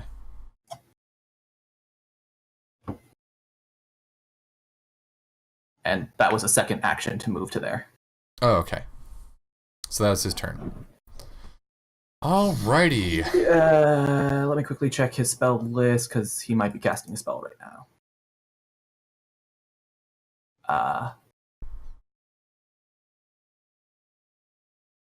Not any that are good for this situation. Okay, we're good. Alright. At the top of initiative, all of the crystals pulse, and there's a small wave. You can see like a almost like a dust devil as the clouds are being pushed back from each of the crystals. And it is the soldiers' turns. What would you like them to do? They're not dead, so Could we have them interact with the crystal? In fact, actually, wasn't one of them was suffering from a thing? What was that? yes. Oh, right, ego whip. Yeah. He shakes it off and is fine. I have some ideas. Interesting. We're going back to session 1, my friends. Oh shit. Uh-oh. Oh dear. Okay, what are the soldiers doing? So I'm gonna have the soldiers try to interact with the crystals. Okay. Like touch Well- touch them. All right. Does it do anything? They'll spend their action doing that, and nope, does nothing. I think that they're just passive things, so Oh, they're just passive things? yeah. Alright. Well, I guess I'm not gonna move them back into range of evil constants just yet. You could have them throw their daggers. Yes. Oh, I thought you were saying oh, they can't do anything. I mean, if you're they spend their if you're action. having No, them no, no. touch if you're having them touch them, then yeah, nothing happens, and it Oh, spends okay. their Well, action. yeah. No, if it's objectively clear that these are just fucking crystals, yeah, I'll have them throw their daggers. Okay. Let me see. Thrown. That's 5 of them. What's the range on throw? 20 feet. So So most of that's them. 2060. 2 of them. Well, 20 and 60. Yeah. So 3 will Oh. have disadvantage. Yeah. 2. Okay. Yeah. Okay. 2 so of them will let's also do. be. Okay, wait. Oh god. So one of the ones who's in 20 feet is throwing through Lifo's square, so he gets -2. Okay, we'll do that one first. Fun. It's a 24 to hit. That hits. All right, so here we go. Dagger. Good job, sir. The other one has a clear shot. The other one has a clear shot. So dagger thrown. Nope. Fucked up his clear shot. Disadvantage through an allied square. All right. Throw. No. Nope. Nope. Disadvantage normal throw. Throw. Yes. Yes. Oh. And one more disadvantaged through an ally. Nope. All right, Constance, it is your turn. What do you do? I have much experimenting to do with Whirlwind. Oh no. So that's a 20-foot radius, so Mm-hmm. 20 feet. So about here. So anyone who's not Lefo and Albert around here. Oh, that's a fake Albert. Oh, that's no, that's what I'm saying. Anyone that's Yeah, not yeah. Lefo and Albert. Yeah. I can't touch fake Albert as it's an illusion. All right, so Undead Toledo. Strength save. Nope. Undead Toledo, Brunhilde. Strength save. Yeah, she's fine. Damn it. Soldier. Should not have disadvantage. Roll to 17. Soldier's fine. And the Monstance. Strength save. Nope, that's a 5. Monstance Mornhart. So only the enemies failed and take 1 damage, and Alright. 1 damage. how do I want to do this? Because I can move them. I move Toledo into one of the crystals, effectively. Okay. And then I almost want to just lift Monstance in the air and drop her. Do it. I suppose we can do that. Yeah, 20 feet up. You take Fall. 0 points of falling damage. Okay, well, we know that effect's there.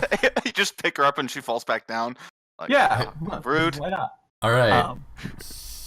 Do I want a bonus action? Anything? Not. Yes, I do. Yeah, I am switching my stance to psionic weapon. Okay.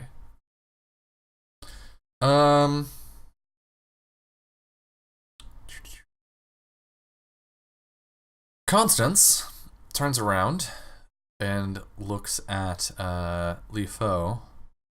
You mean Monstance? Yes, Monstance. Monstance turns to look at Lefo, and casts an ability. Lefo needs to make an intelligence saving throw.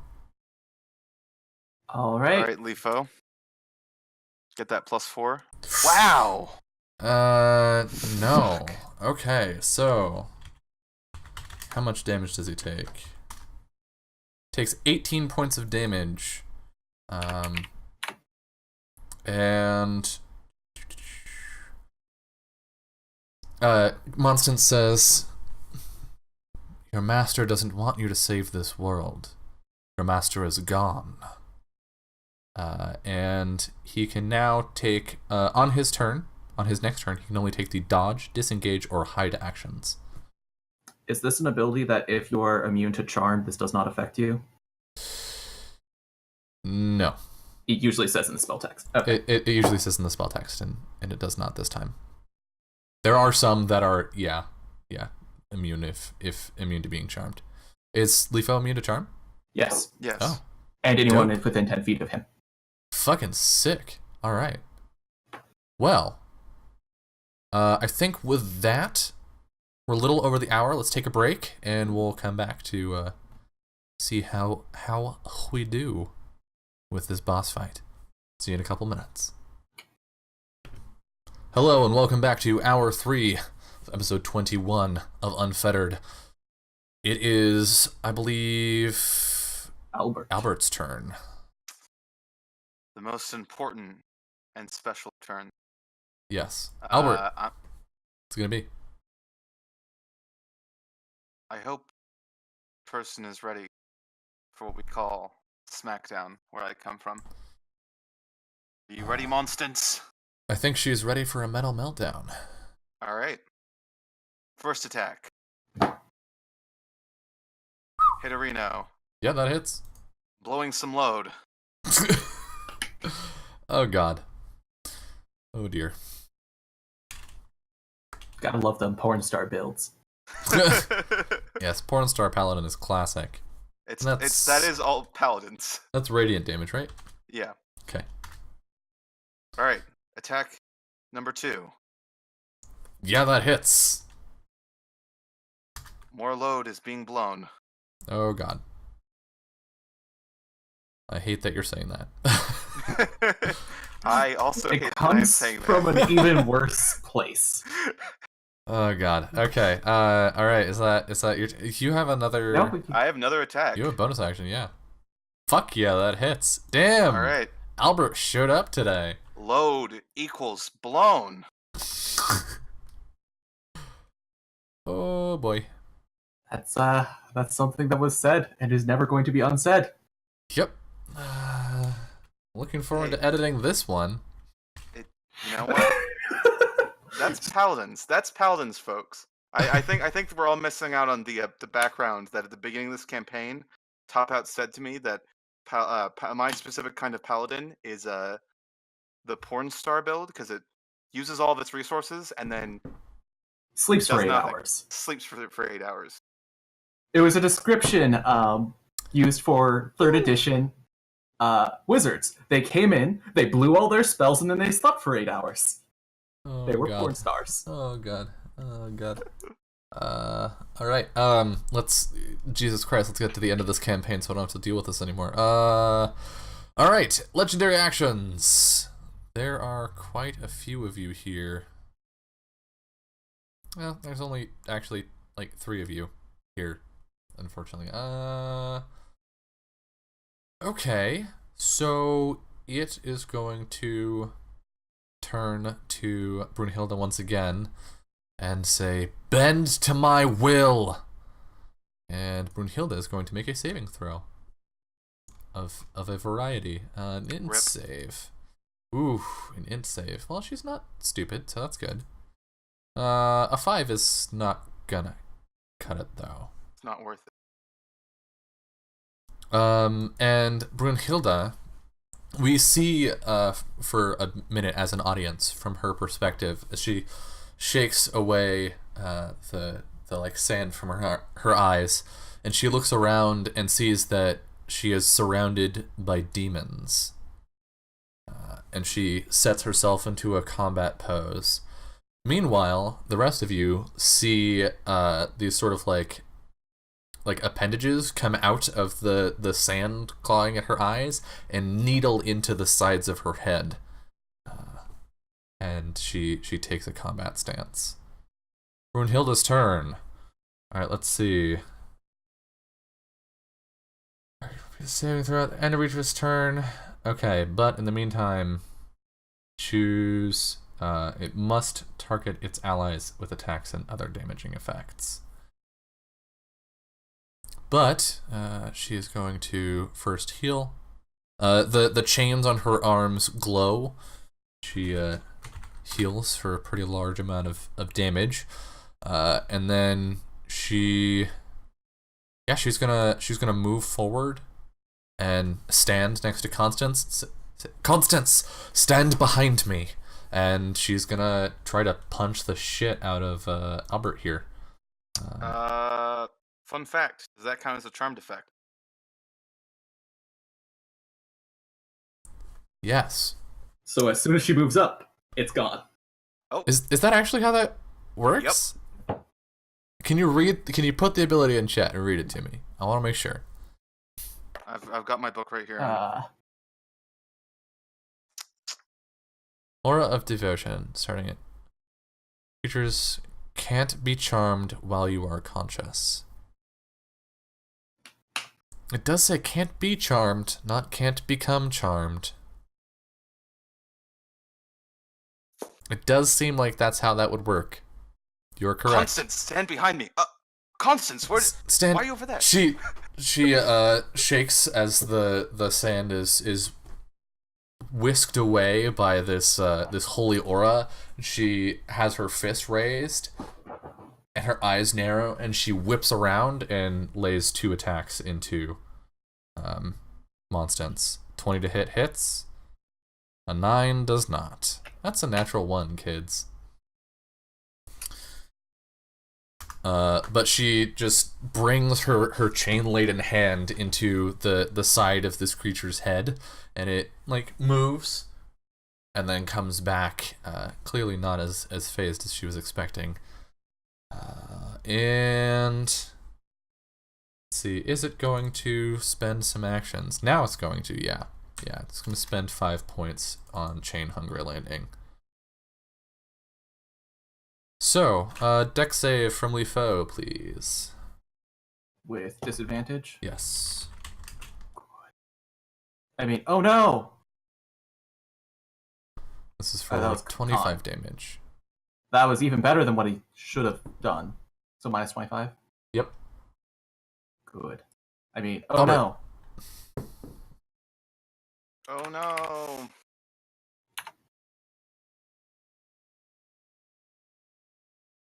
What did Albert get? What? Oh, right. Albert, deck save. Why'd you roll a Constitution saving throw? It's a deck saving. Wrong one, but it was a 2. Disadvantage. I got a 20. Wait. Brunhilde gets +4, right? You get +4? And which save? This is the...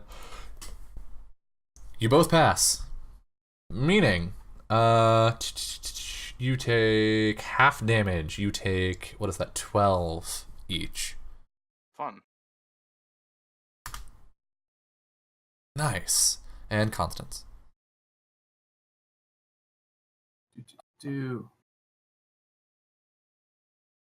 Dex. 21. Yeah, you pass. So you take 12. Which halved again because it's lightning damage, or is it lightning, or wait, yeah, it's lightning damage. I don't have that up right now. Oh, okay. So you take 12. And then you get 10 HP. Plus 5. This is how I'm going to do this. Yeah. Alright, it is Toledo's turn. Toledo is attacking the soldier. Sorry, Meat Shield. It's Corporal Meat Shield to you. Alright, Toledo, attack once. And twice. Now we get the good rolls. I see how it is. Those both hit for 11 damage. He moves jerkily and just plunges both of his swords directly into the soldier's thighs. The soldier screams in pain, attempting to stay standing. It is Li Fo's turn. I was hoping that the crystal would help Toledo. Nope. Li Fo, Crispy, do you think Li Fo will lose any more health this safely? You know what? Let's just swing and see how this goes. Oh, he can't, remember? He got affected by that thing. Oh, no, you're right. What actions is he stuck with? Dodge, disengage, or hide. He will dodge. Yeah. Which doesn't actually help, but whatever. Alright. And back to soldiers. Alright, I'm gonna have the soldiers... Oh, actually, wait, no, sorry. Back to top of initiative. Nope. Okay, and...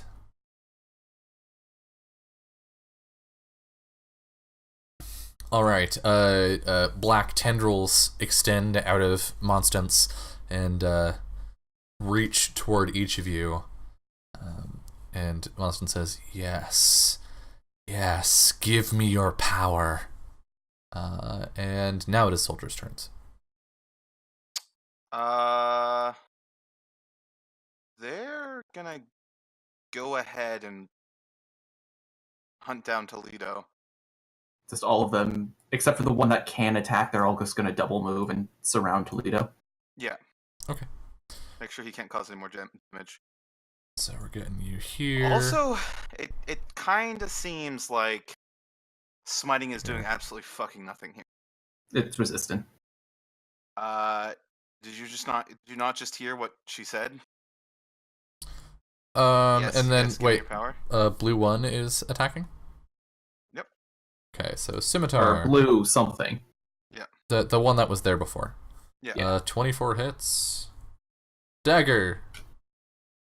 12, I don't believe hits Toledo. Nope. Toledo takes 7 points of damage. Alright. It is Constance's turn. So we don't know how she will respond to psychic damage yet, so I am opting to just use my turn to find out. Okay. So Constance will mind thrust. Wait, no, I take that back. Don't. I am using a single point to a psionic blast. Okay. No save. Do your Just D8. 5. Alright, let me double check character sheet.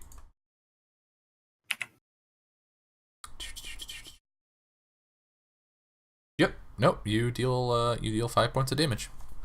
All right, that told me what I need to. My bonus action to heal 1 point for the point I spent. Nice. It is going to take its turn now. And how much energy is it spending right now? It's spending 7 points on Chain Hungry Lightning. Your minions are nothing to me. She is casting it on the soldiers. So let's see, 7d8. 7 8-sided dice, to be specific. Not 78 damage. 34.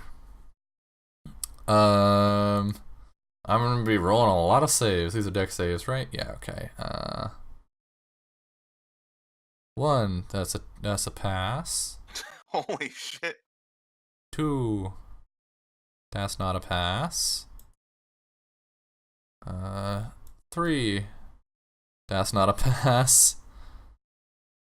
4, nope. Oh, jeez. Looks like blue 2 was the lucky one. And no. And then when the lightning strikes the crystal, it goes dull. Oh no. We were counting on that.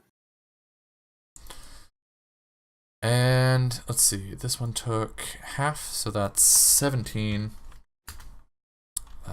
And then while I subtract health, I don't think anybody died. Yeah, no, nobody died. While I subtract health, it is Albert's turn. All right. I think it's Flavor Town. Flavor Town. Capital stabbing monsters in the face until it stops moving. Nice. That hits. Should I continue spending resources? Low ones. All right. I've got one first level spell slot left. I'll go ahead Yeah, and burn use that. And then see what hit rolls feel appropriate after that. Oh shit. Yo. That's a good hit by itself. Yo, okay, let's see. 15 from that, and then 4. Okay. And then Haste. Oh, did you roll concentration for the... oh shit. Totally forgot. Okay. Advantage. I didn't take enough damage for me to actually warrant one. Okay, you're fine. My concentration. And my last attack. Crit! Nope. Well, it still hits. Still Flavor Town. Yeah. Alright, nice. Yeah, it's starting to sort of like wisp away at the edges, and it is, before Brunhilde's turn, it's going to spend, it's going to spend 3 points on Chain Hungry Lightning and shout, "Submit!" So 3d8. 16 damage. Let's get some save. That's not going to kill anyone, is it? Oh, it might. Is that the group of The dudes minions, again? yeah. Okay. Let's see. That does not pass.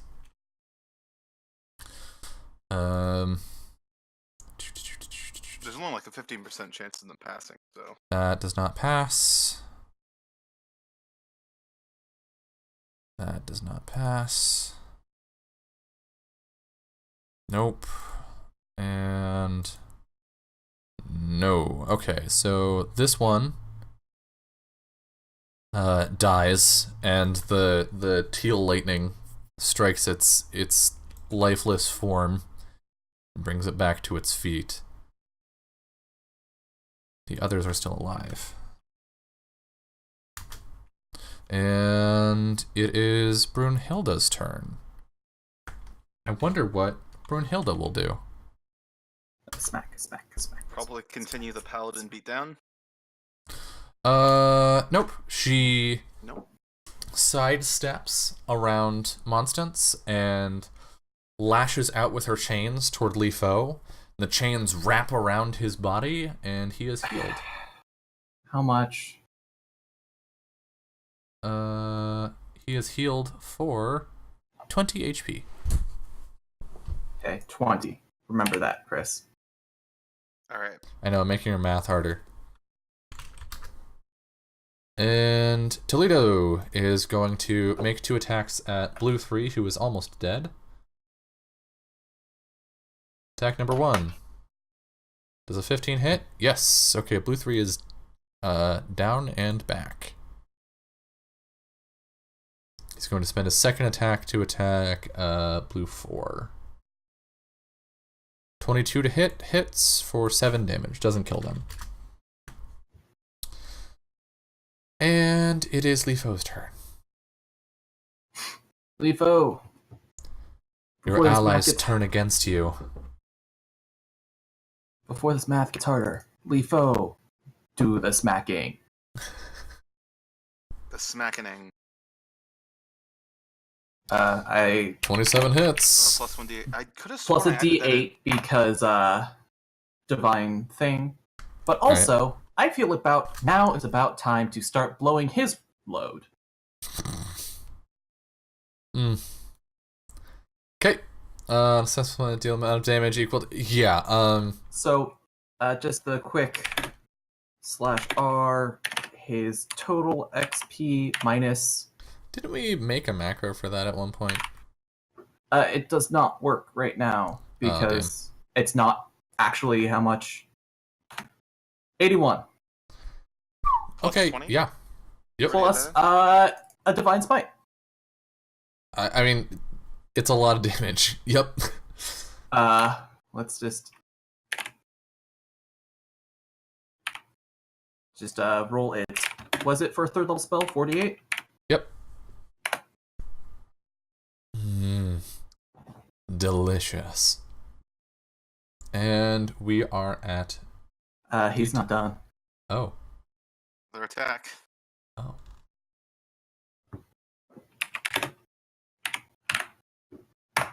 Actually 5d8. Alright.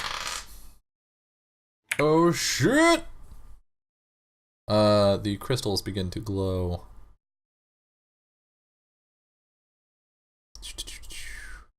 And it is soldiers' turns. So, the zombie soldiers are going to... we'll have them go second. What are the non-zombie soldiers going to do? What do the non-zombie soldiers do? Tear Toledo apart. Yes. Take down Toledo. That is their thing. Okay. So let's get 2 attacks from you. Where are you? There you are. 1. 24 hits for 7 damage. Does that take him out? It does. He is down. Well, I guess they turn on their allies. Okay. Let me do a calculation real quick.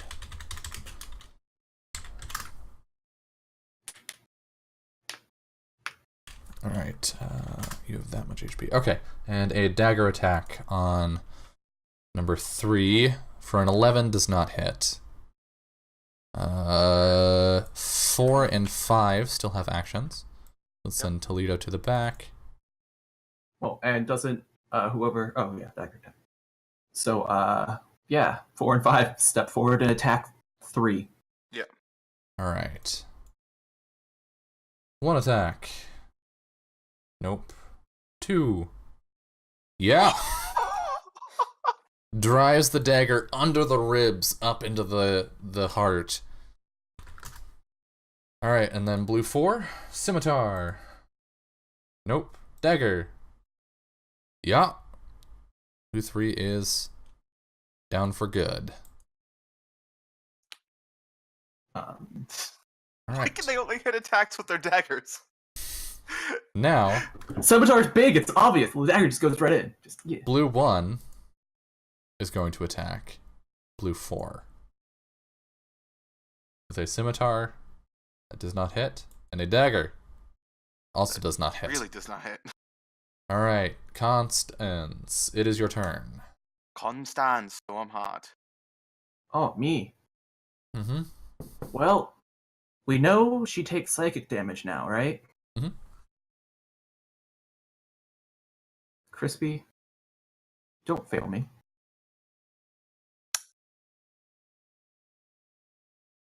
That's a lot of expectation. So, I have this one thing. Oh no. Lethal strike, right? So, it's great, isn't it? But, you know what's even better? Hmm. When I use my reaction to make it apply to, how many creatures? As many as I want within 15 feet of me. Are you Oh, so I take fucking a kidding step me? forward. I guess Okay. step 2 here. So all 3 of them will get to add 7d10 psychic damage to their attacks. How many d10s did you say? 7? 7 on Okay. all 3 of them. Okay. Which cost me 21 points, I believe. Hot damn. No, twice. 14 points. Okay. And then my turn's not done. Deal some damage? Yeah, that's what I'm good. Oh, it helps if I'm on the selector and not the ruler. That's 14. Because Constance is going to flying sword into her. Nice. Wait, can you use this on all of us too? Yeah, just flying sword into all of your friends. No, I can't. No, we make all of our swords fly at her. Does a 23 hit? Yeah, it does. 7d10 force damage. 1d6 sword damage, 1d8 psychic damage, plus 6.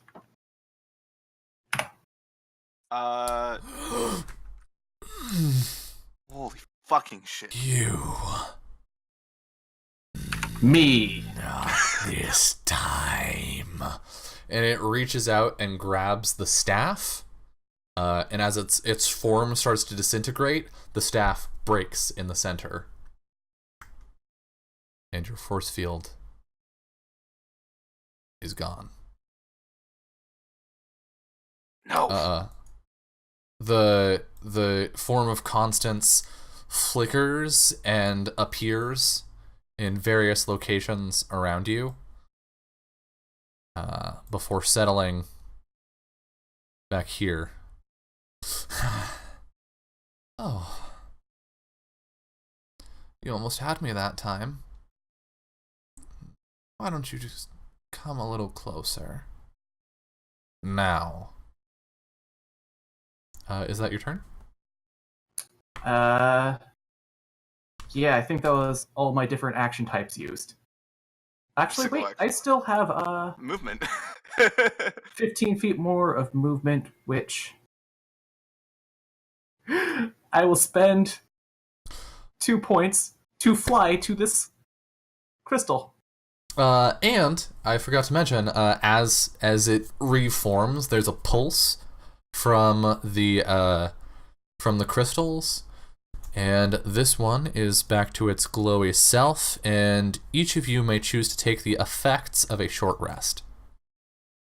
Oh. Welcome to phase 2, bitches.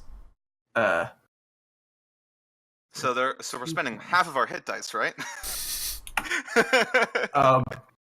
You guys took that much damage? Yeah, sure. You know what? I'll spend my 6. Is it rounded up or down? I'll assume down. I don't remember. Say I down. It doesn't.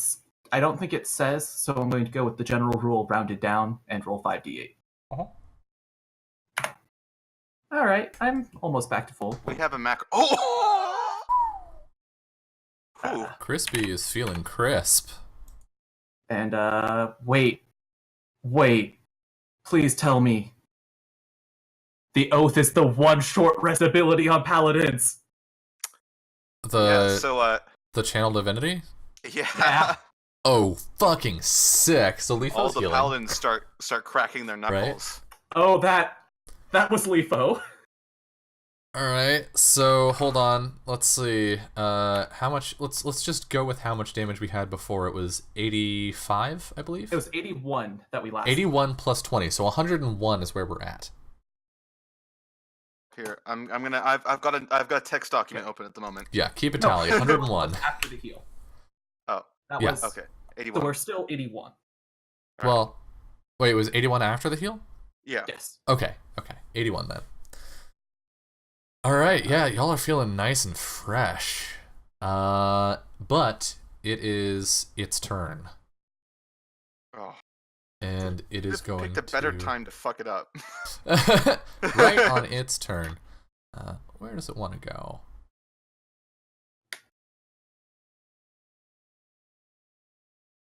Okay, it reaches its hands toward the skies and says, "Come to me." And a cloud descends.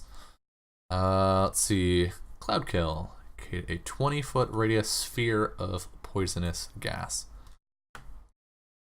So let's see if Roll20 just has a gas token I can use. Real quick. And wizard spells? How dare she? How dare she? She doesn't get to use cool spells. Cool spells are our thing. Only players get magic. What is this bullshit? Oh, come on. Is there not like... Give me a cloud. Here's a cloud. Here's a nice thick cloud. And it's 20-foot radius, right? Yep. That's what you said? Okay. I'm interrogating my brain. That is how far across? 20-foot diameter. Or is it 20-foot diameter? No, it's radius. So it needs to be even bigger. I think that's 20 feet. But as per usual, I'm above it all. There we go. So everything here is now gassed. And let's see, when a creature enters the spell's effect or starts its turn there. I think having the spell appear on you counts as entering its area for the first time. Then the illusion would have taken 2 from the thunder wall. No, what it did take damage when the thunder wall showed up and was pushed away. That did happen. Yeah. I think generally speaking, you only take damage once from the spell. But I don't know. It says when a creature enters it does say enter. We'll have it happen on the start of your turn then. So we've just got this big old cloud of poison right now. And it is Albert's turn. Albert, it's the start of your turn. You need to make a Constitution save.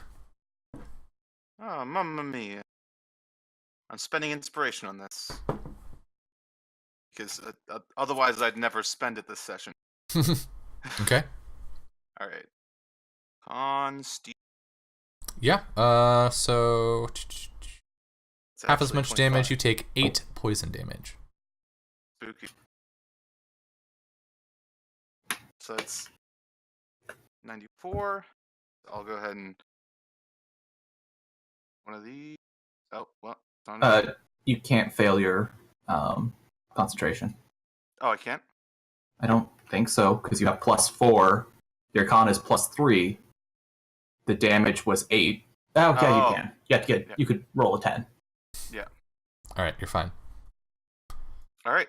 So it is my turn, and also my clone's turn. Yes. Can I get it? Yep. All Attack right. of the clones. Clone moves close. I move about here. And it's time for a beatdown. All right. Advantage. All right. First attack.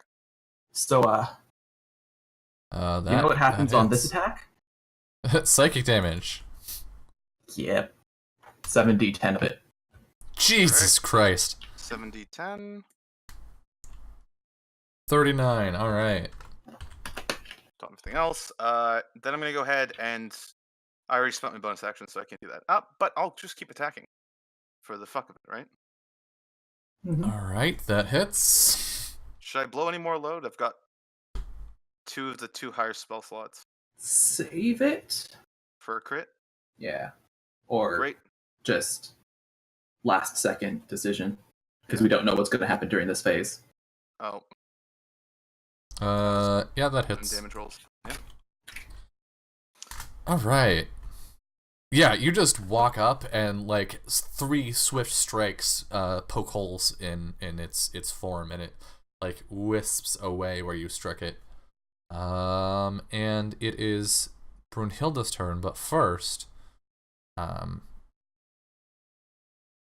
it is going to and cast that one. Fuck yeah, it is. It just turns to it turns to one of the soldiers and sneers and says, "Disgusting." And the soldier is going to make a saving throw versus a wisdom save. All right, and it rolled oh geez, so it takes, what is that, 5d6. Oh, it's dead as fuck. They might have gotten the rests as 5d6. well. Oh, yeah, that's a good point. Nope. And until your concentration, the end of each of its turns. Okay. 13 damage. That's not too bad for 5d6. And he begins like vomiting in his mouth. And it's Brunhilde's turn. Brunhilde, make your con save and then go smack her in the face. Con save. That's a 20. I accidentally rolled with disadvantage too, so she did. She did okay. She's gonna move up, and you guessed it, it's punching time. It's a miss. Are you fucking kidding me? She rolled a 2 and a 1. Did you roll with disadvantage again? Nope. Nope. She did. Nope. Okay. Good times. Alright. Well. Fuck. And it is now going to turn to you, Albert, and use its ability on you. Please make a wisdom saving throw. Of course. Alright. Spending inspiration on this.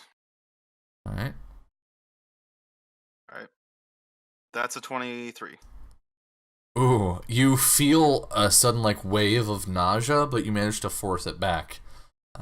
And on a successful save, you only take half the initial damage. Okay, so you take half of 19 is 9 points of psychic damage. Alright. And it is Toledo's. It would be Toledo's turn, but Toledo is gone. Toledo is very gone. It is Li Fo's turn. Li Fo makes a Constitution save. 19. That passes. Okay. So How much? Takes 8 damage. So we're up to 89.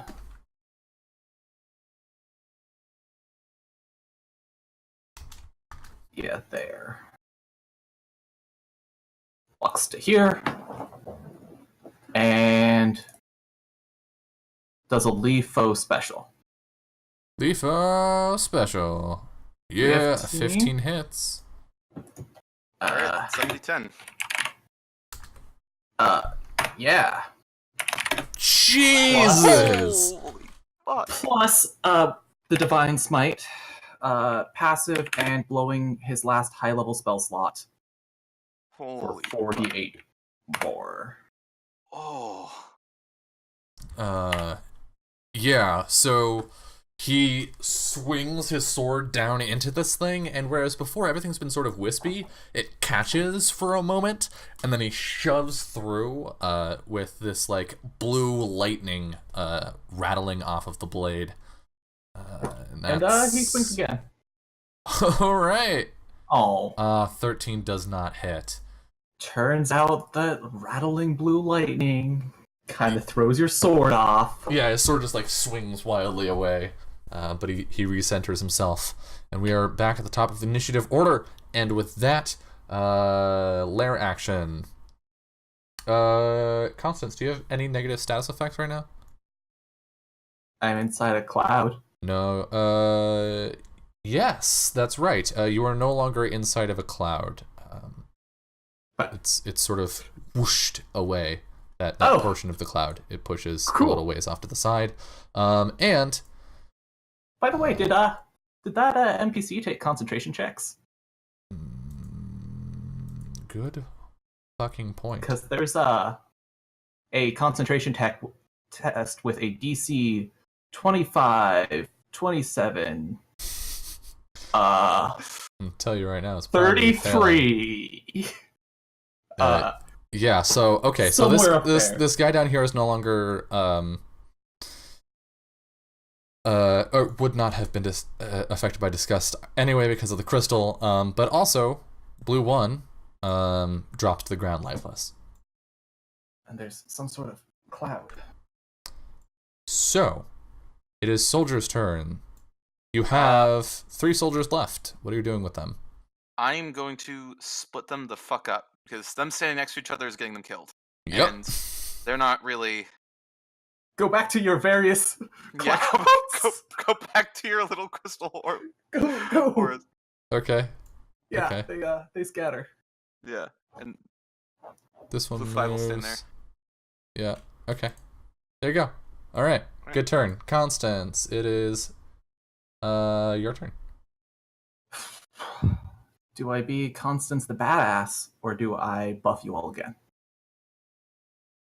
That's a great question. I mean, you know what my vote's always going to be. Be a team Paladins? player? Go wildly out of control and attack on your own. Make shiny things.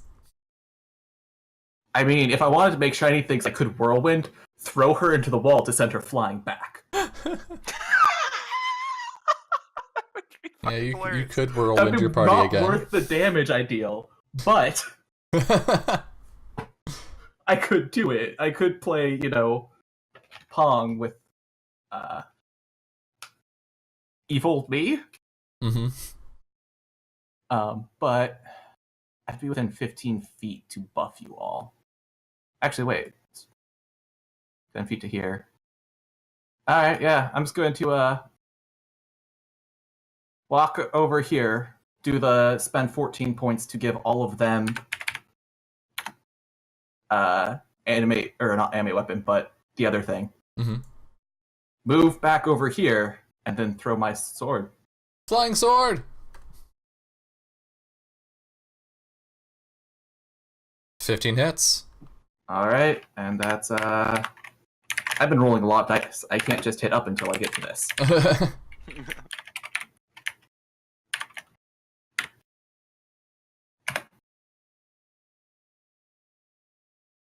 Okay. Bam. Friends, I'm almost out of actions. There's a rumble. There is a rumble. As your sword pierces this thing's chest. Again. I should have seen it coming. But not this time. This time, you.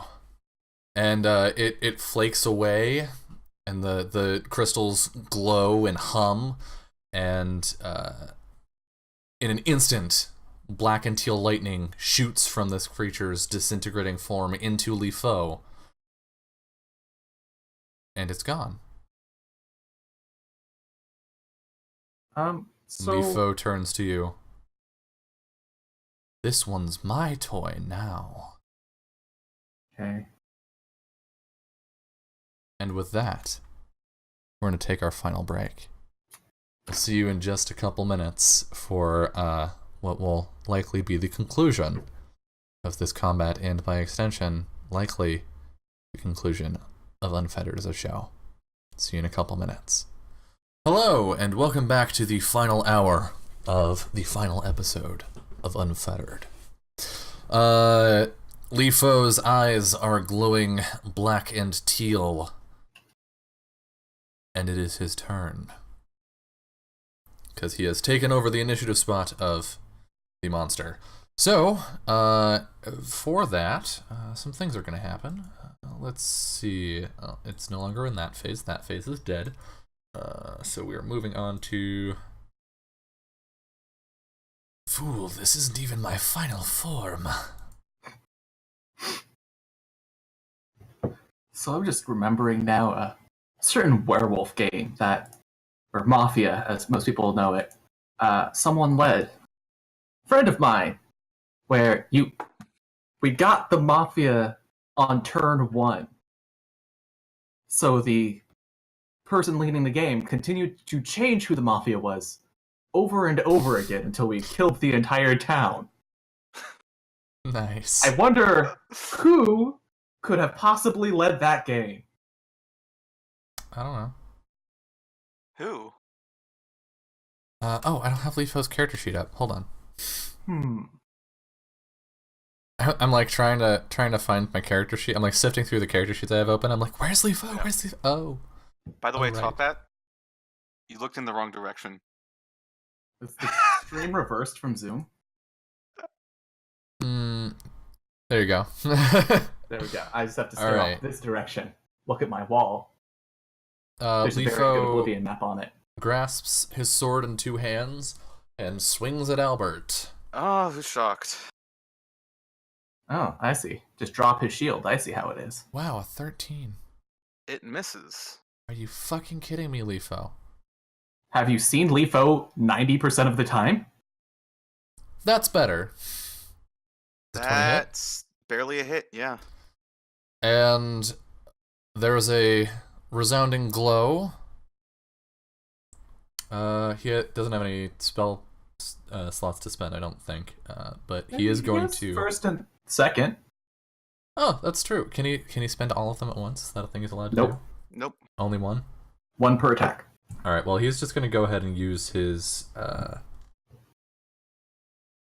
not the Divine Smite, the thing, the Ilmater's Fist. Oh. And the sword cracks through your armor and into your collarbone, and then Albert fucking explodes and goes flying some, 20 feet back by Constance. And yeah, you took, how was it, 81 damage plus the 14 slashing damage? Yeah, I'm down. Yeah. But You were very unconscious. this goes away. That feels so much better. And Albert, it is your turn. Please make a death saving throw. Alright. At least you're not in the cloud. I'm gonna spend inspiration. You're getting this wave of deja vu, like you've seen this before. Fuck. No. 16's a pass. 16. Alright. It's Brunhilde's turn. Li Fo, no, stop this! And she's gonna attack him. Let's see. 25 hits. 17 without the shield. Does the 17 hit? No. So she hits him for 17 damage.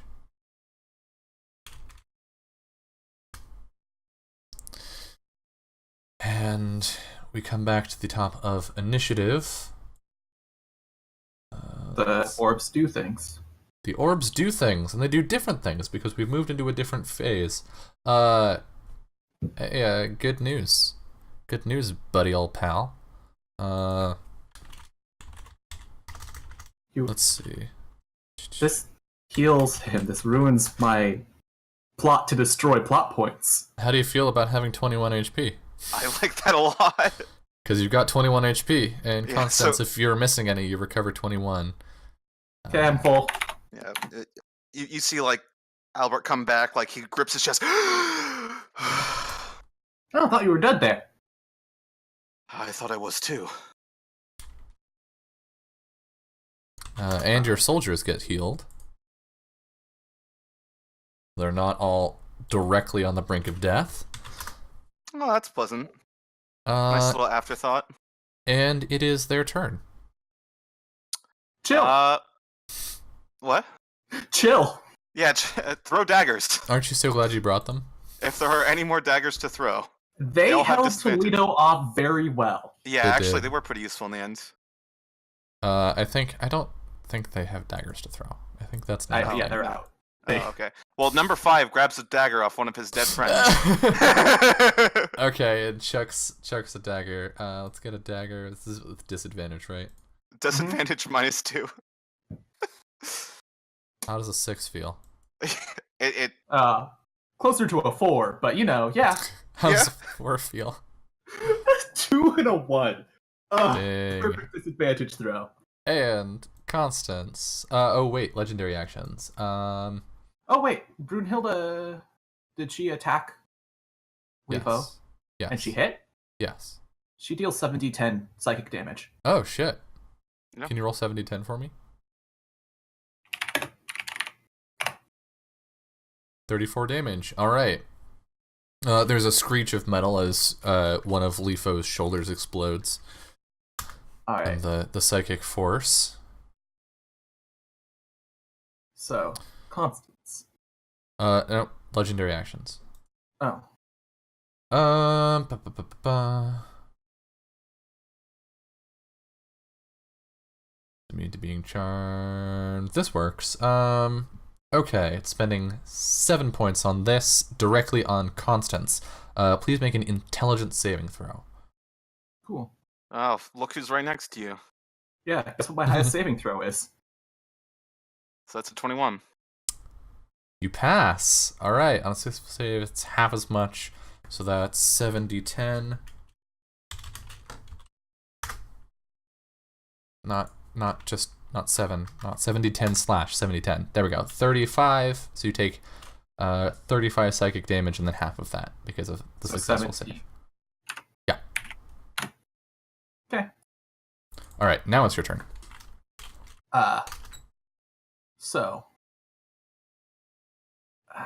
Why does it have to be Leafo with his ridiculous armors? He's two-handing it, so he's 2 lower. Yep, he's at 18. I use my bonus action to switch into Psionic Restoration. Move Oh boy. forward. Here we go. I use Inspiration Okay. to make a short sword attack. What?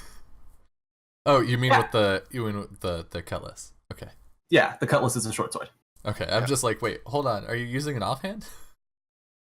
To make Yeah. an unarmed strike. Okay.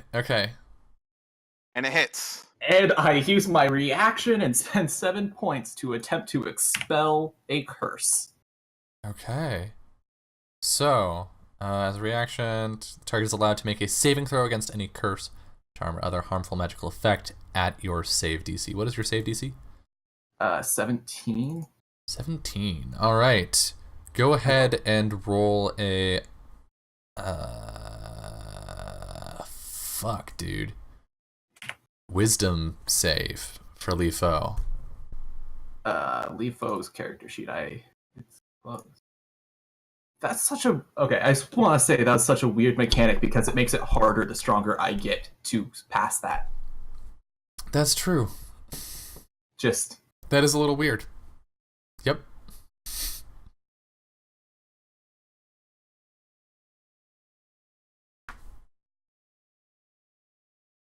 Levo, please be good at this. Wisdom Lefo. is a good one for him. Why don't you have inspiration, Lefo? Lefo, spend Gamzee's inspiration. What? She has it. Oh, that's true. Gamzees has a point of inspiration from hella days ago. She spends that at some point during the fight up above. Oh, well, that's good. I'll take that. He fucking did it. Alright, do you heal him? You heal him, right? It just removes the effects. Okay, gotcha. So you plunge your sword into Lefo, and it like glows blue as it passes into him, and comes out spectral on the other side, and this sort of pure black jagged humanoid form rears out of him, shrieking and screaming, and then is sucked into the meteor. I think I just turn towards the meter. You will not take more from me. All right. I am And literally out of actions. That was that's an your turn. entire... Nothing's left. Lefo is it's his turn, and he has control of himself back. Wait, I need to put something into chat just to see if at the end of my turn I remove the lightning wall. Wall of Thunder. I assume the Wall of Thunder has not been damaging the meteor this entire time.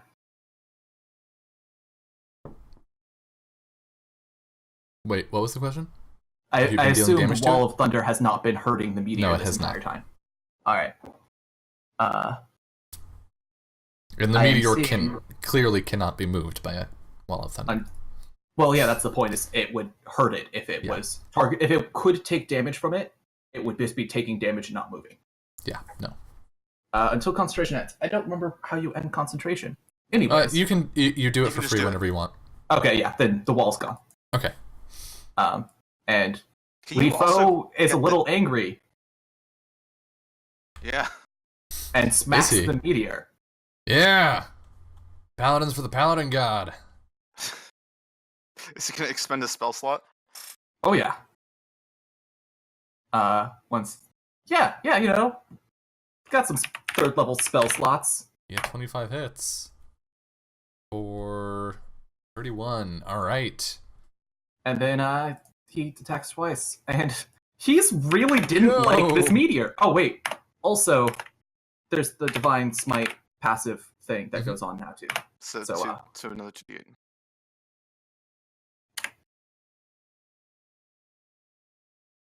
Okay.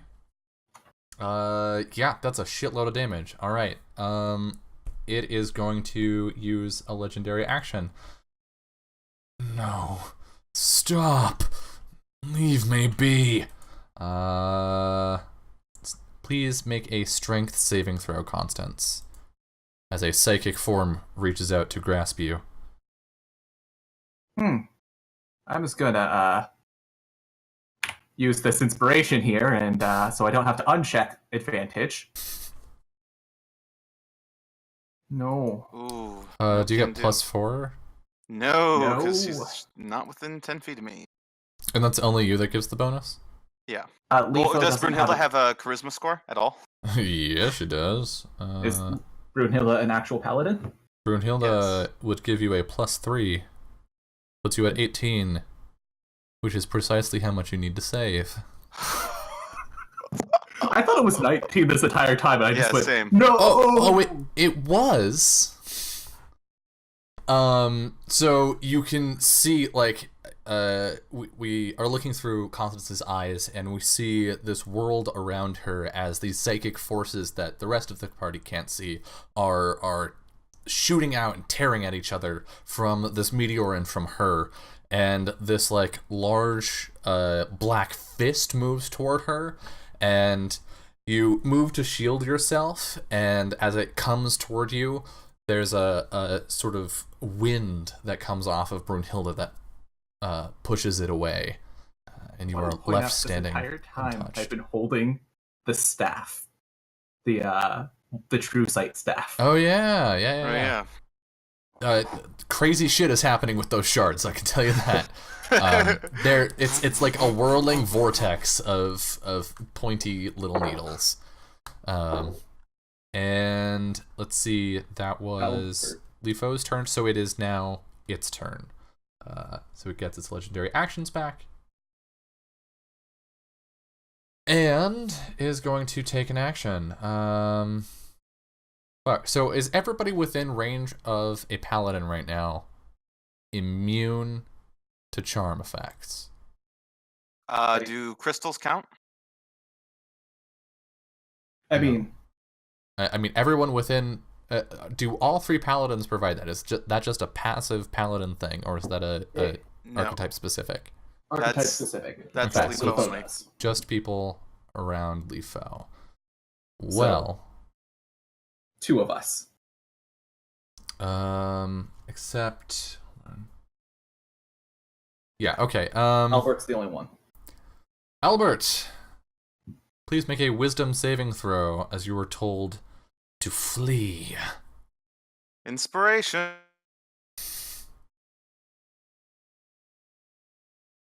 It has not failed me now. Hey, you pass. And you see Albert kind of raise his head as he's still standing up from the crystal. I will not flee. And it is your turn. All right.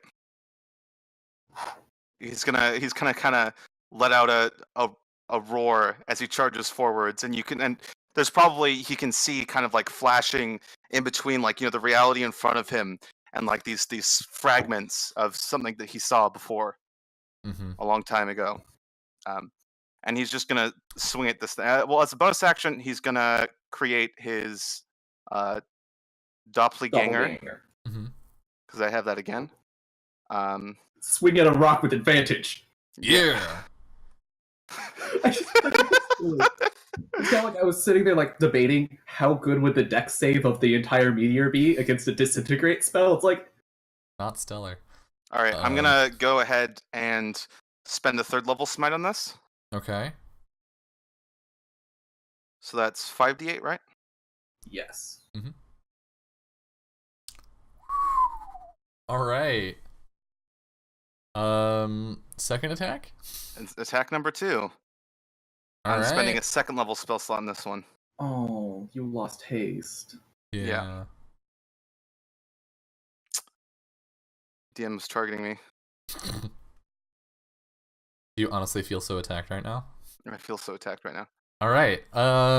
So you charge forward with your rapier, and as the point of your rapier meets the meteor, there's a wave, a shock wave, and cracks appear across the meteor, and we see a flash. We see a younger Albert. We see him standing in ruins, holding a sort of crystal orb, openly weeping, and we see in the orb a charred, blackened landscape, red lightning and clouds up above. We see the life draining from him, and then we flash back to now, and it is Brunhilde's turn. Brunhilde is going to step forward and lash out with the chains at Albert Ooh, yummy, yummy. to give him a heal for 16 points of health, Oh, right. and then backhand with the chains into the meteor, which hits for 17 damage. Fuck yeah. I miss Brunhilde. She's awesome. So for the viewers, because this is not going to come up any other way, I just want you to know that the chains that she's wearing are chains of pure positive energy from the positive energy plane. And they can be used to heal people, but also, since they are so vital, they can be used to essentially kill people by accelerating them through their lives. They're So great. it's I love them. accelerating the pure rock. positive energy. Like if to enter the positive energy plane kills you. Yeah. And it's just that. So if she controls it, she can heal you. If not, Hurts like a sumbitch. And we are back at the top of initiative order. I need to roll a d6. No, okay. Not raise dead everyone around a crystal. Wow.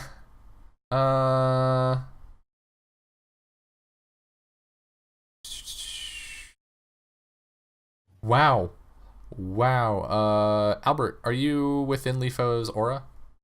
No. You are charmed. Fun. As are all of the soldiers. The soldiers are going to walk forward. Damn it, soldiers. Of course they are. Into the cloud. Oh, you dumbasses. And make some saves. Nope.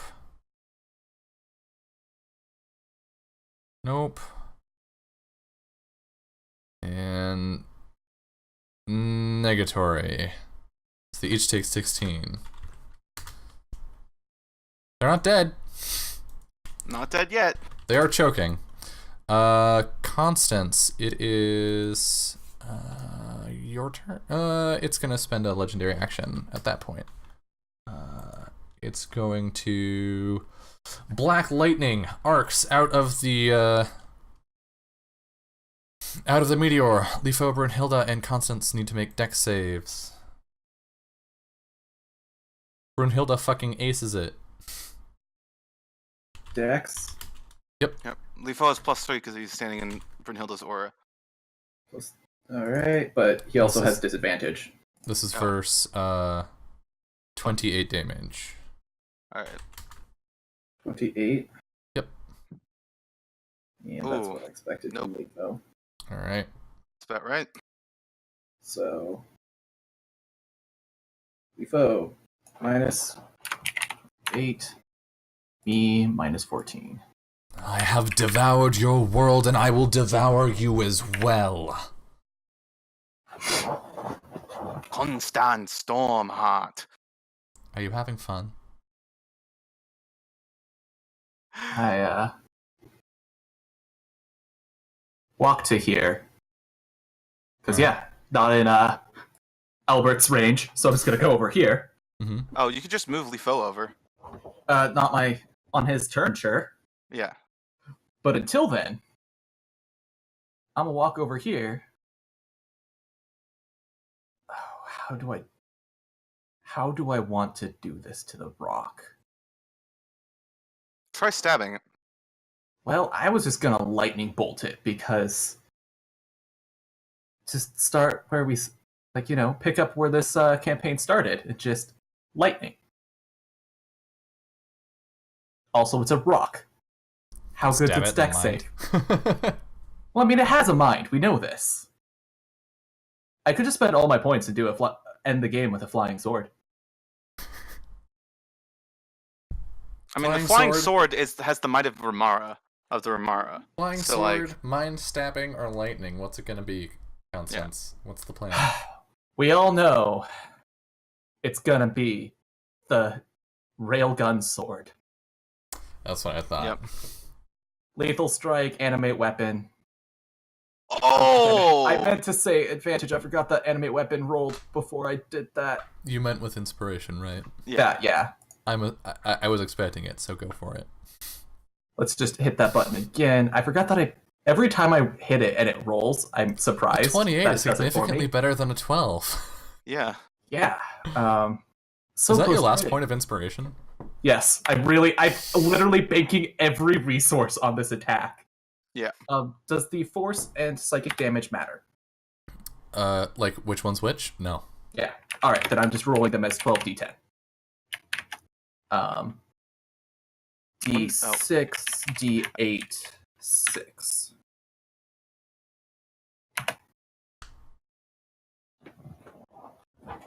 Constance. How do you want to do this?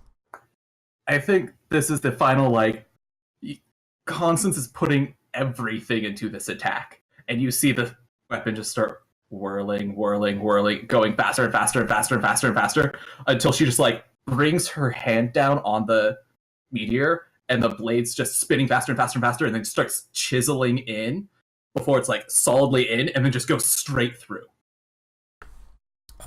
Yeah, the sword goes all the way through, and there's a brief moment, almost like a samurai duel in anime, right? There's a brief moment where nothing happens, and then it just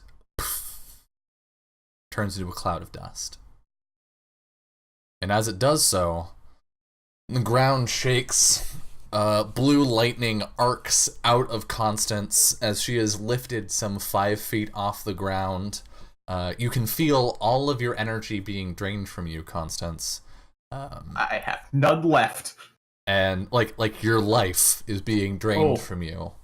And as you float into the air, the clouds around you change. Oh.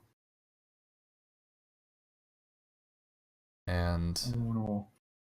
the meteor is gone. And what were black and red clouds have returned to the white and blue that you've always known. That's good. And a voice rings in your mind, Constance. Thank you. You did not ask for any of this. But thank you. You're welcome. Bye. Go now.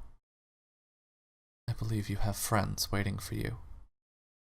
Constance Stormheart. You forgot I'm the Eternal Storm. And, your lightning drains from you. And there's a strange sensation in your chest. And you feel almost as if for the first time, a thump of your heartbeat. And all of you, in unison, are lifted from the ground, tendrils of blue energy, not the crackling lightning you knew before, but softer and gentle, carry you up through the clouds and into the sky, where you are plunged once more into chaos, explosions ringing around you, and as you come above the cloud cover, the Lord Austenwald's Revenge. Who's captaining that at the moment? I believe I think it's usually Roderick, isn't it? Or it would be Kelly if anyone. Kelly, right? She has but she's charisma. Yeah, but don't we want her on the storm? No. You're right. That would make sense. We've got our big captains are Molokai, John, Kelly, and John. Yeah. With Gamzee's on one as well. But let's see. We've got Austenwald, the Cog, Stormsinger, and Molokai's on Leviathan's Descent. Yeah. Okay. So Austenwald is Kelly. Lord Austenwald swoops by you, and the tendrils deposit you calmly. I don't know what the fuck is going on, but the guillotine is down. We can't get past the other ships to her, but Constance, if you have anything left. I just gotta stand there. I kind of yeah. I just kind of look at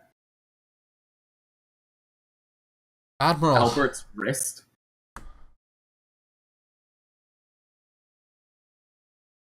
Can I try to drain the artifact on Fessinger's wrist? Will you allow it, Albert? No.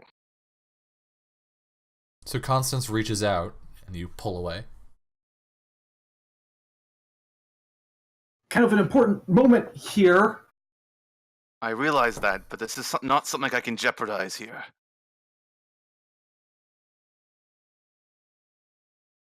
Literal god dragons are angry at us if we don't kill this. The ship is rocked by cannon fire as one of the Imperial ships lands a solid shot in the hull. All right. I'm Albert's gonna pull out his communicator. Oh wait, hold on. Did Toledo get raised up with us? No. Fuck. All right, He's dead, Jim. I'm gonna lay on hands myself and heal myself up for everything except for 1 point. Okay. And I'm gonna turn to Kelly, pull out my communicators. Okay, we're gonna get down to the we're gonna take that Empress down with hard work and sweat and blood and tears. Or magic would work too. John, wait, I call over the communicators to John. John. Little busy now. That's not his voice. Yeah. All right, that's what he says though. we need to break through their blockade. Do you have anything left in you? I'm sorry, but I can't take much more of this. There's an explosion. You see the cog smoking in the distance.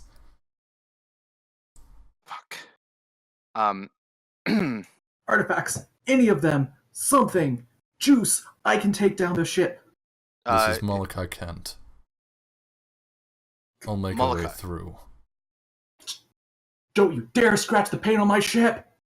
And you see the Leviathan's descent take a head-on course toward the Imperial blockade. Follow close, Constance. I'm gonna call over the communicators. I'm only doing this once. All right, you heard him. Everyone in. Just yeah.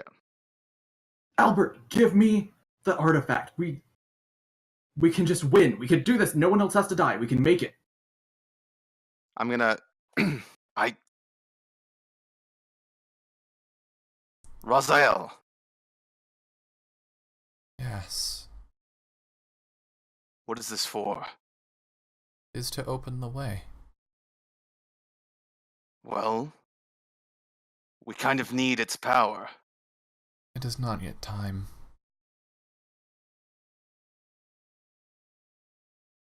I promise you, your loyalty will be rewarded. As we have done before. So I still have the staff on me. Mm-hmm. Do I see anything while he's talking to himself? No. Okay. Actually, about that, you do see the shards of the world are knitting together on their own. Just everywhere? Yeah. All right. Constance. Loyalty this, loyalty that. Fuck off, Raziel! And I throw the wristband to Constance. Yeah, so I grab both the staff and the wristband and just try to drain both of them dry. Make an Arcana check. Oh, hey, wouldn't it be great if I had inspiration right now? Wouldn't it? You cannot drain them. Shit! Constance. It's okay. I think I didn't understand back in Doonterra. I didn't understand what you had done or why. But I understand now.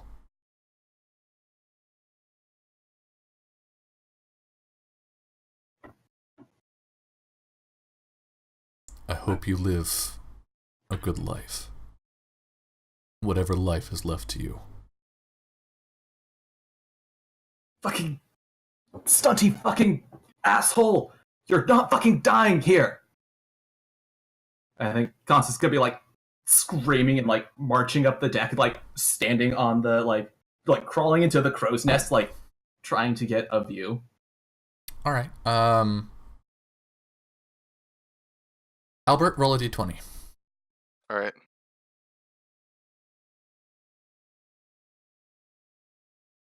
Ooh, not good.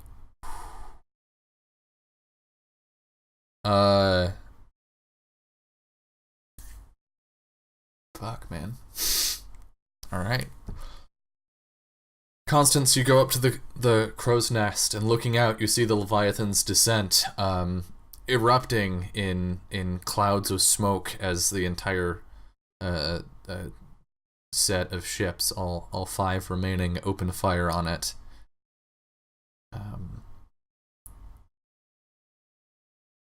And then everything goes quiet for a moment as you watch the Leviathan's descent crash through the blockade. Shards of wood sailing through the air.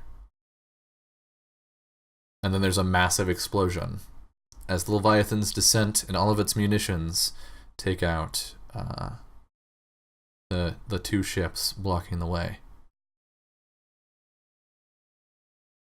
I think Constance just goes down the crow's nest, back down to the deck, picking up both items, like still hoping that she could drain them dry for the last of their energy, pulling on the Oolite blade, like anything that once resonated with power around her. I'm taking us in.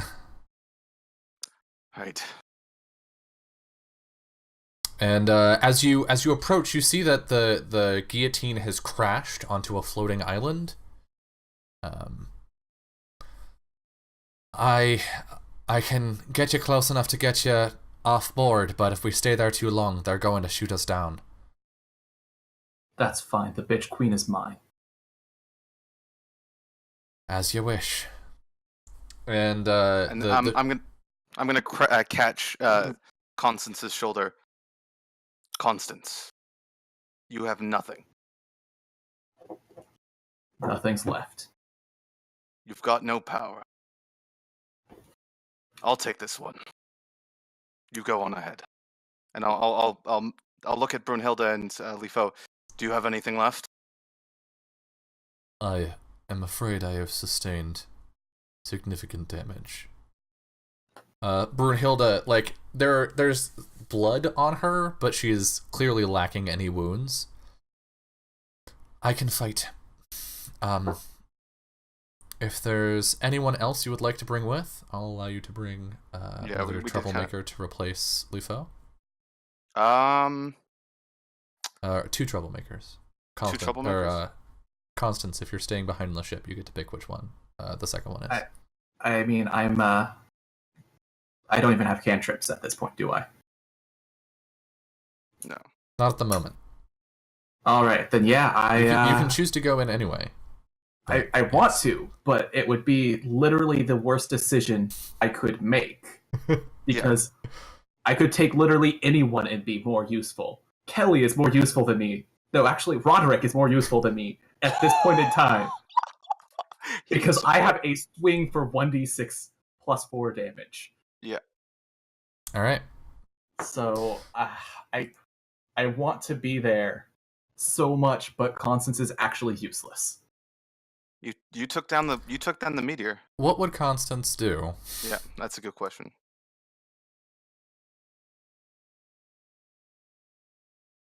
Everybody ask yourself, what would Constance do? Do not, and then do the opposite of that, usually, in real life. Yeah. What? Are you saying Constance is a bad influence? Chat! This man lies to you. This direction? That way, yeah. That direction. Yes, this man lies to you. Both of them. God. This is the hardest decision I've made in a while.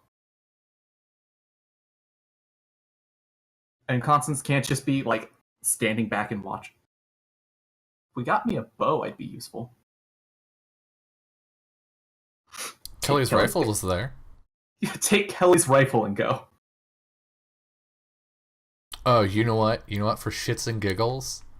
For shits and giggles, because it's the Lord Ostenwald's Revenge, which was a prison ship, Malachi's effects are on board. Oh god. Yes. I take Malachi's equipment. You take his sword and his pistols? Yep. Alright. I've got pistols. Crispy, who are you bringing? Let's bring Gamzees. Alright. Good old-fashioned rompin'. I'm ready to see the end of this empire. As is your right. And as your various ships swoop by, each of you descends to the island. And let's move maps.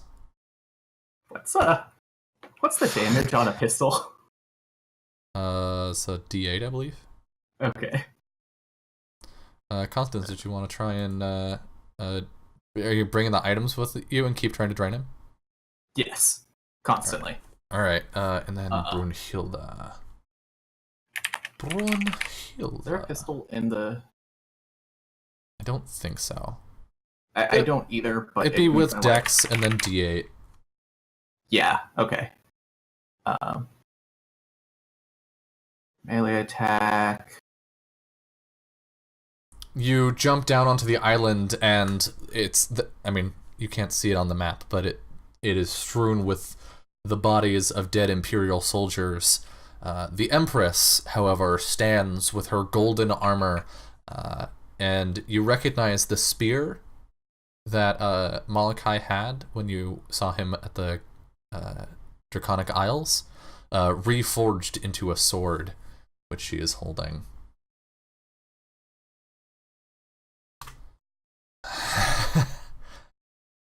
You have come to face us directly. Good. I was worrying it would take longer to destroy you. How many times am I gonna hear that today? That's the wrong button. Damn! Yeah. Fucking AC. Just giving you a preview. She has some AC. Alright, let's get some initiative for Gamsies and Constant. That was my counter AC. Counter AC. Oh, I accidentally rolled with advantage. Oh, the higher one was first, so... Okay, yeah. we're fine. Constance is a little weak right now. Yeah. And who's in charge of Gamsies? Probably Constance. Sure. Top hat, because you're not a character in your main character. You mean I'm a turret bot? Yep.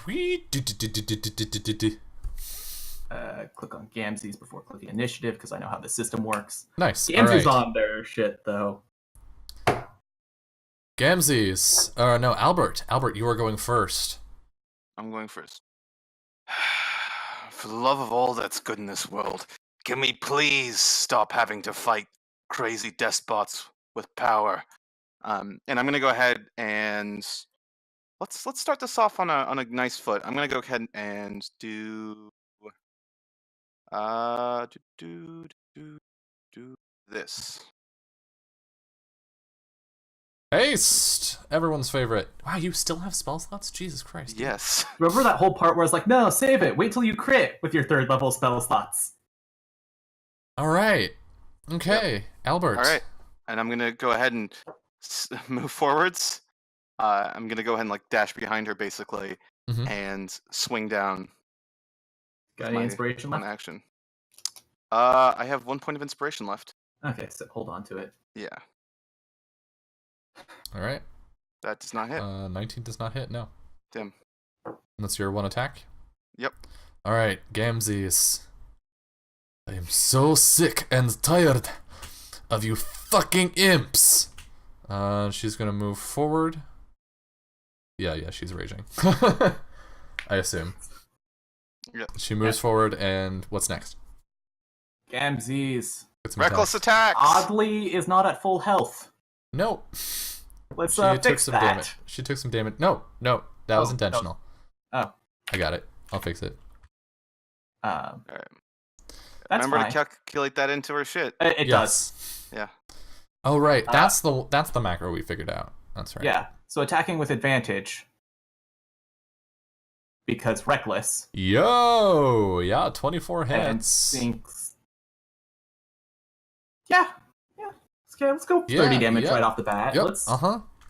Gamsies, show us what's up. Rushes up and leaps and just brings both bladed arms down on the Empress.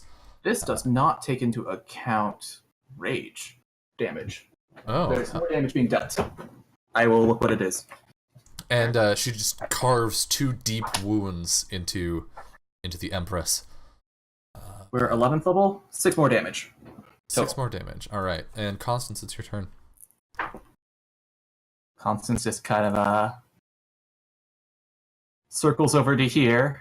Takes a pot Would shot. it be a bonus action to drain the weapons? Sure. Yeah, so I'm just gonna say that I'm attempting to drain weapons, and nothing happens, and then I shoot a pistol. Well, roll Arcana. Oh. Does that opponent Oh. So you are pulling deep into yourself, trying to remember what it was like to hold this power, now that you have regained your mortal form. And drawing deep, you gain a small pool of temporary psi points. Oh boy. You have 7 psi points. And the items are drained. That staff was very helpful, but Your skin is like flaking off in places, trying to hold this energy too. that's fine. We can do this. We've got this. All right. I think I already declared my action and shot the pistol, though. Yeah. 20 did not hit. Her Divine and Imperial Majesty Empress Patience the Fourth is going to attack. Albert. Fun. Traitor, you have been a thorn in our side for much too long. Let's see, a 21 hits, I assume? Yep. And a 15 does not. You take Nope. 16 slashing damage and 23 lightning damage as black lightning crackles out from this sword. Alright, so that's like 40 what? That's 39. 39. Okay. And it is Brunhilde's turn. Brunhilde is going to run up. I don't know much about you, but I've heard that you're kind of terrible, so... And she's attacking once, that's a miss, twice, 22 hits for 9 damage. Is that factoring in the extra d8s the paladins get, or does she just work differently? She works differently. Okay. And we come back to initiative. Albert, Alright. this is your turn. You have haste. Oh, fuck. Oh, 11 Miss. misses. 22 That's hits. a hit. Alright, I'm just leaving my damage at that. I don't have the spell slots to waste. But you can, you have your third attack, so... Yeah, we can only hope. She is quite injured.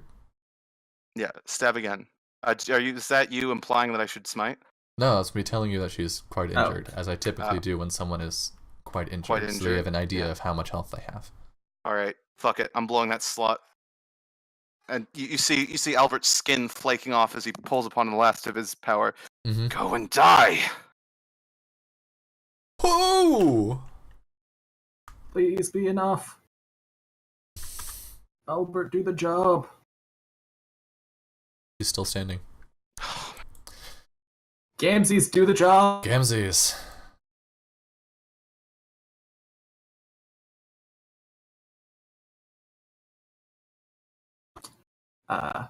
Damn. 21.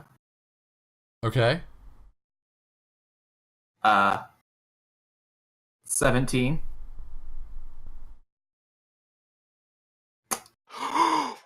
Get wrecked. Oh, barbarian crits. The Empress turned to fight Albert, and landed a truly devastating blow. And then... Albert, you're sprayed with blood as one attack goes into the Empress's back. A second attack. This is for Maradun and all of the lives you have taken in your quest for power. And she swings both arms. And the Empress's head comes clean off.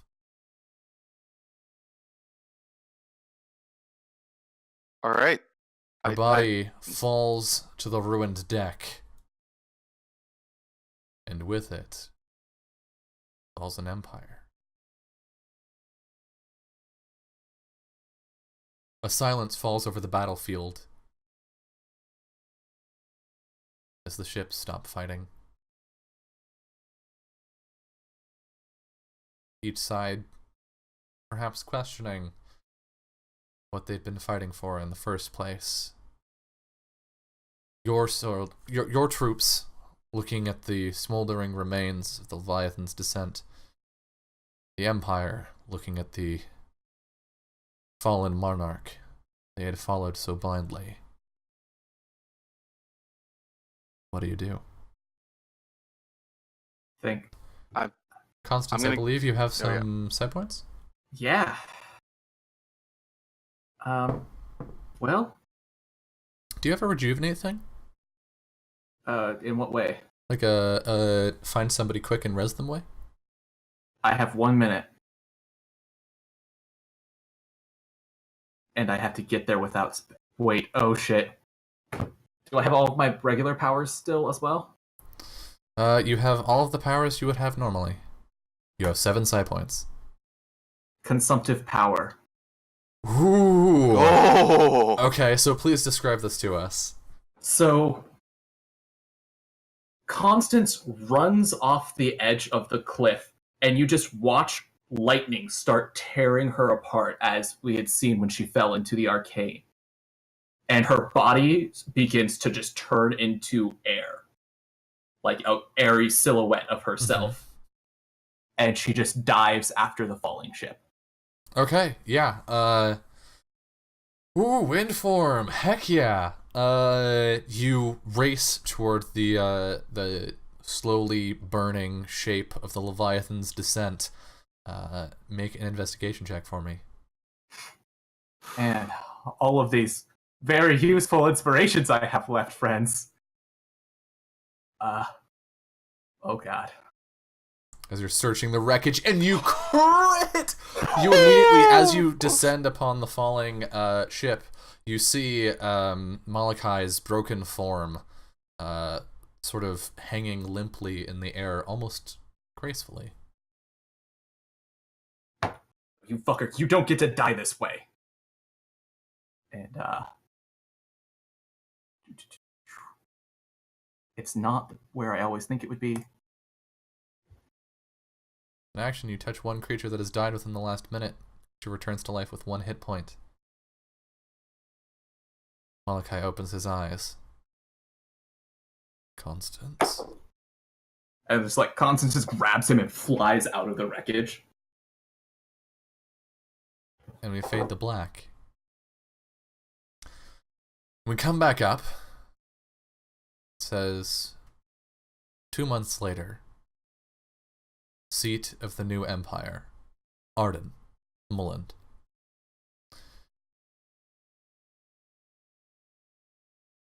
Constance and Albert are standing on a skyport.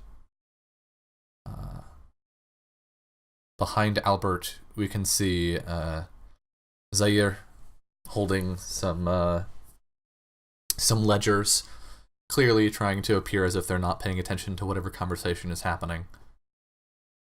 Next to Constance, we see a small green wyvern, clearly still young. And behind Constance is a small ship. What do you do? I think Constance is just like, well,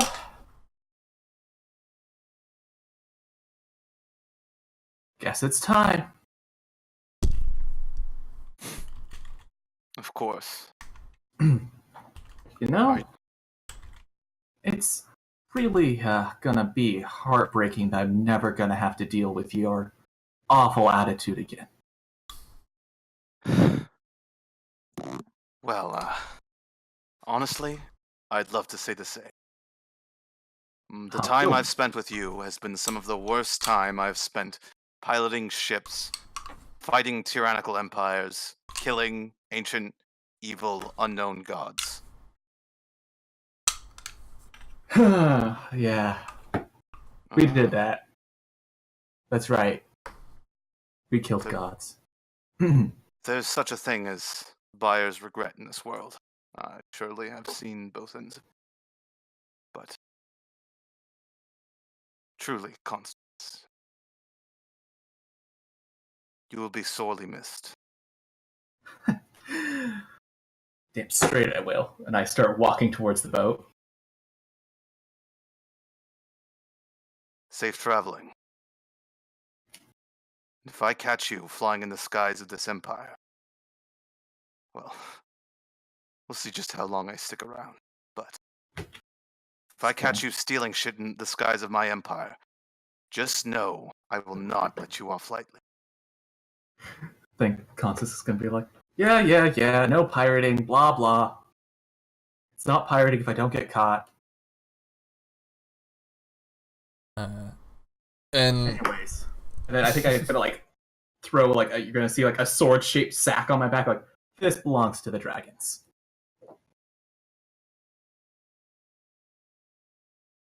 And we see Constance get on her ship. Malachi steps out. Are we good to go? Yep. Though I'd recommend staying below deck when we're at the dragons.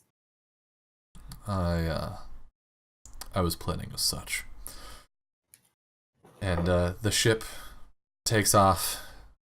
Behind Albert, Zaire speaks up. Are you sure it is best to let her just go? Zaire, Constance is not like other. She, well, not to mention her tempestuous disposition, she's also spent so long seeking revenge, fighting for some stupid cause. So much of her life has been wasted. I don't intend on letting her waste any more of it. She should go live what little time she has left with her family. And for you? Well, there's her Zagul to manage, a daughter to catch up with, and, well, a few graves that need tending. They nod. Shall we get to work then?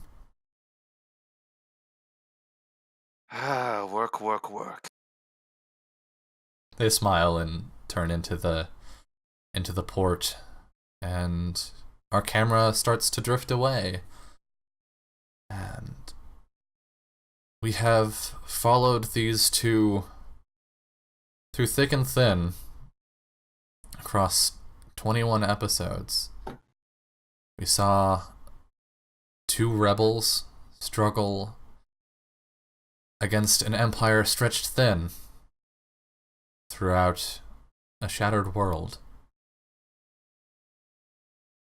And we found out, I think, that in this case, these two mortals were fated to fly free and unfettered.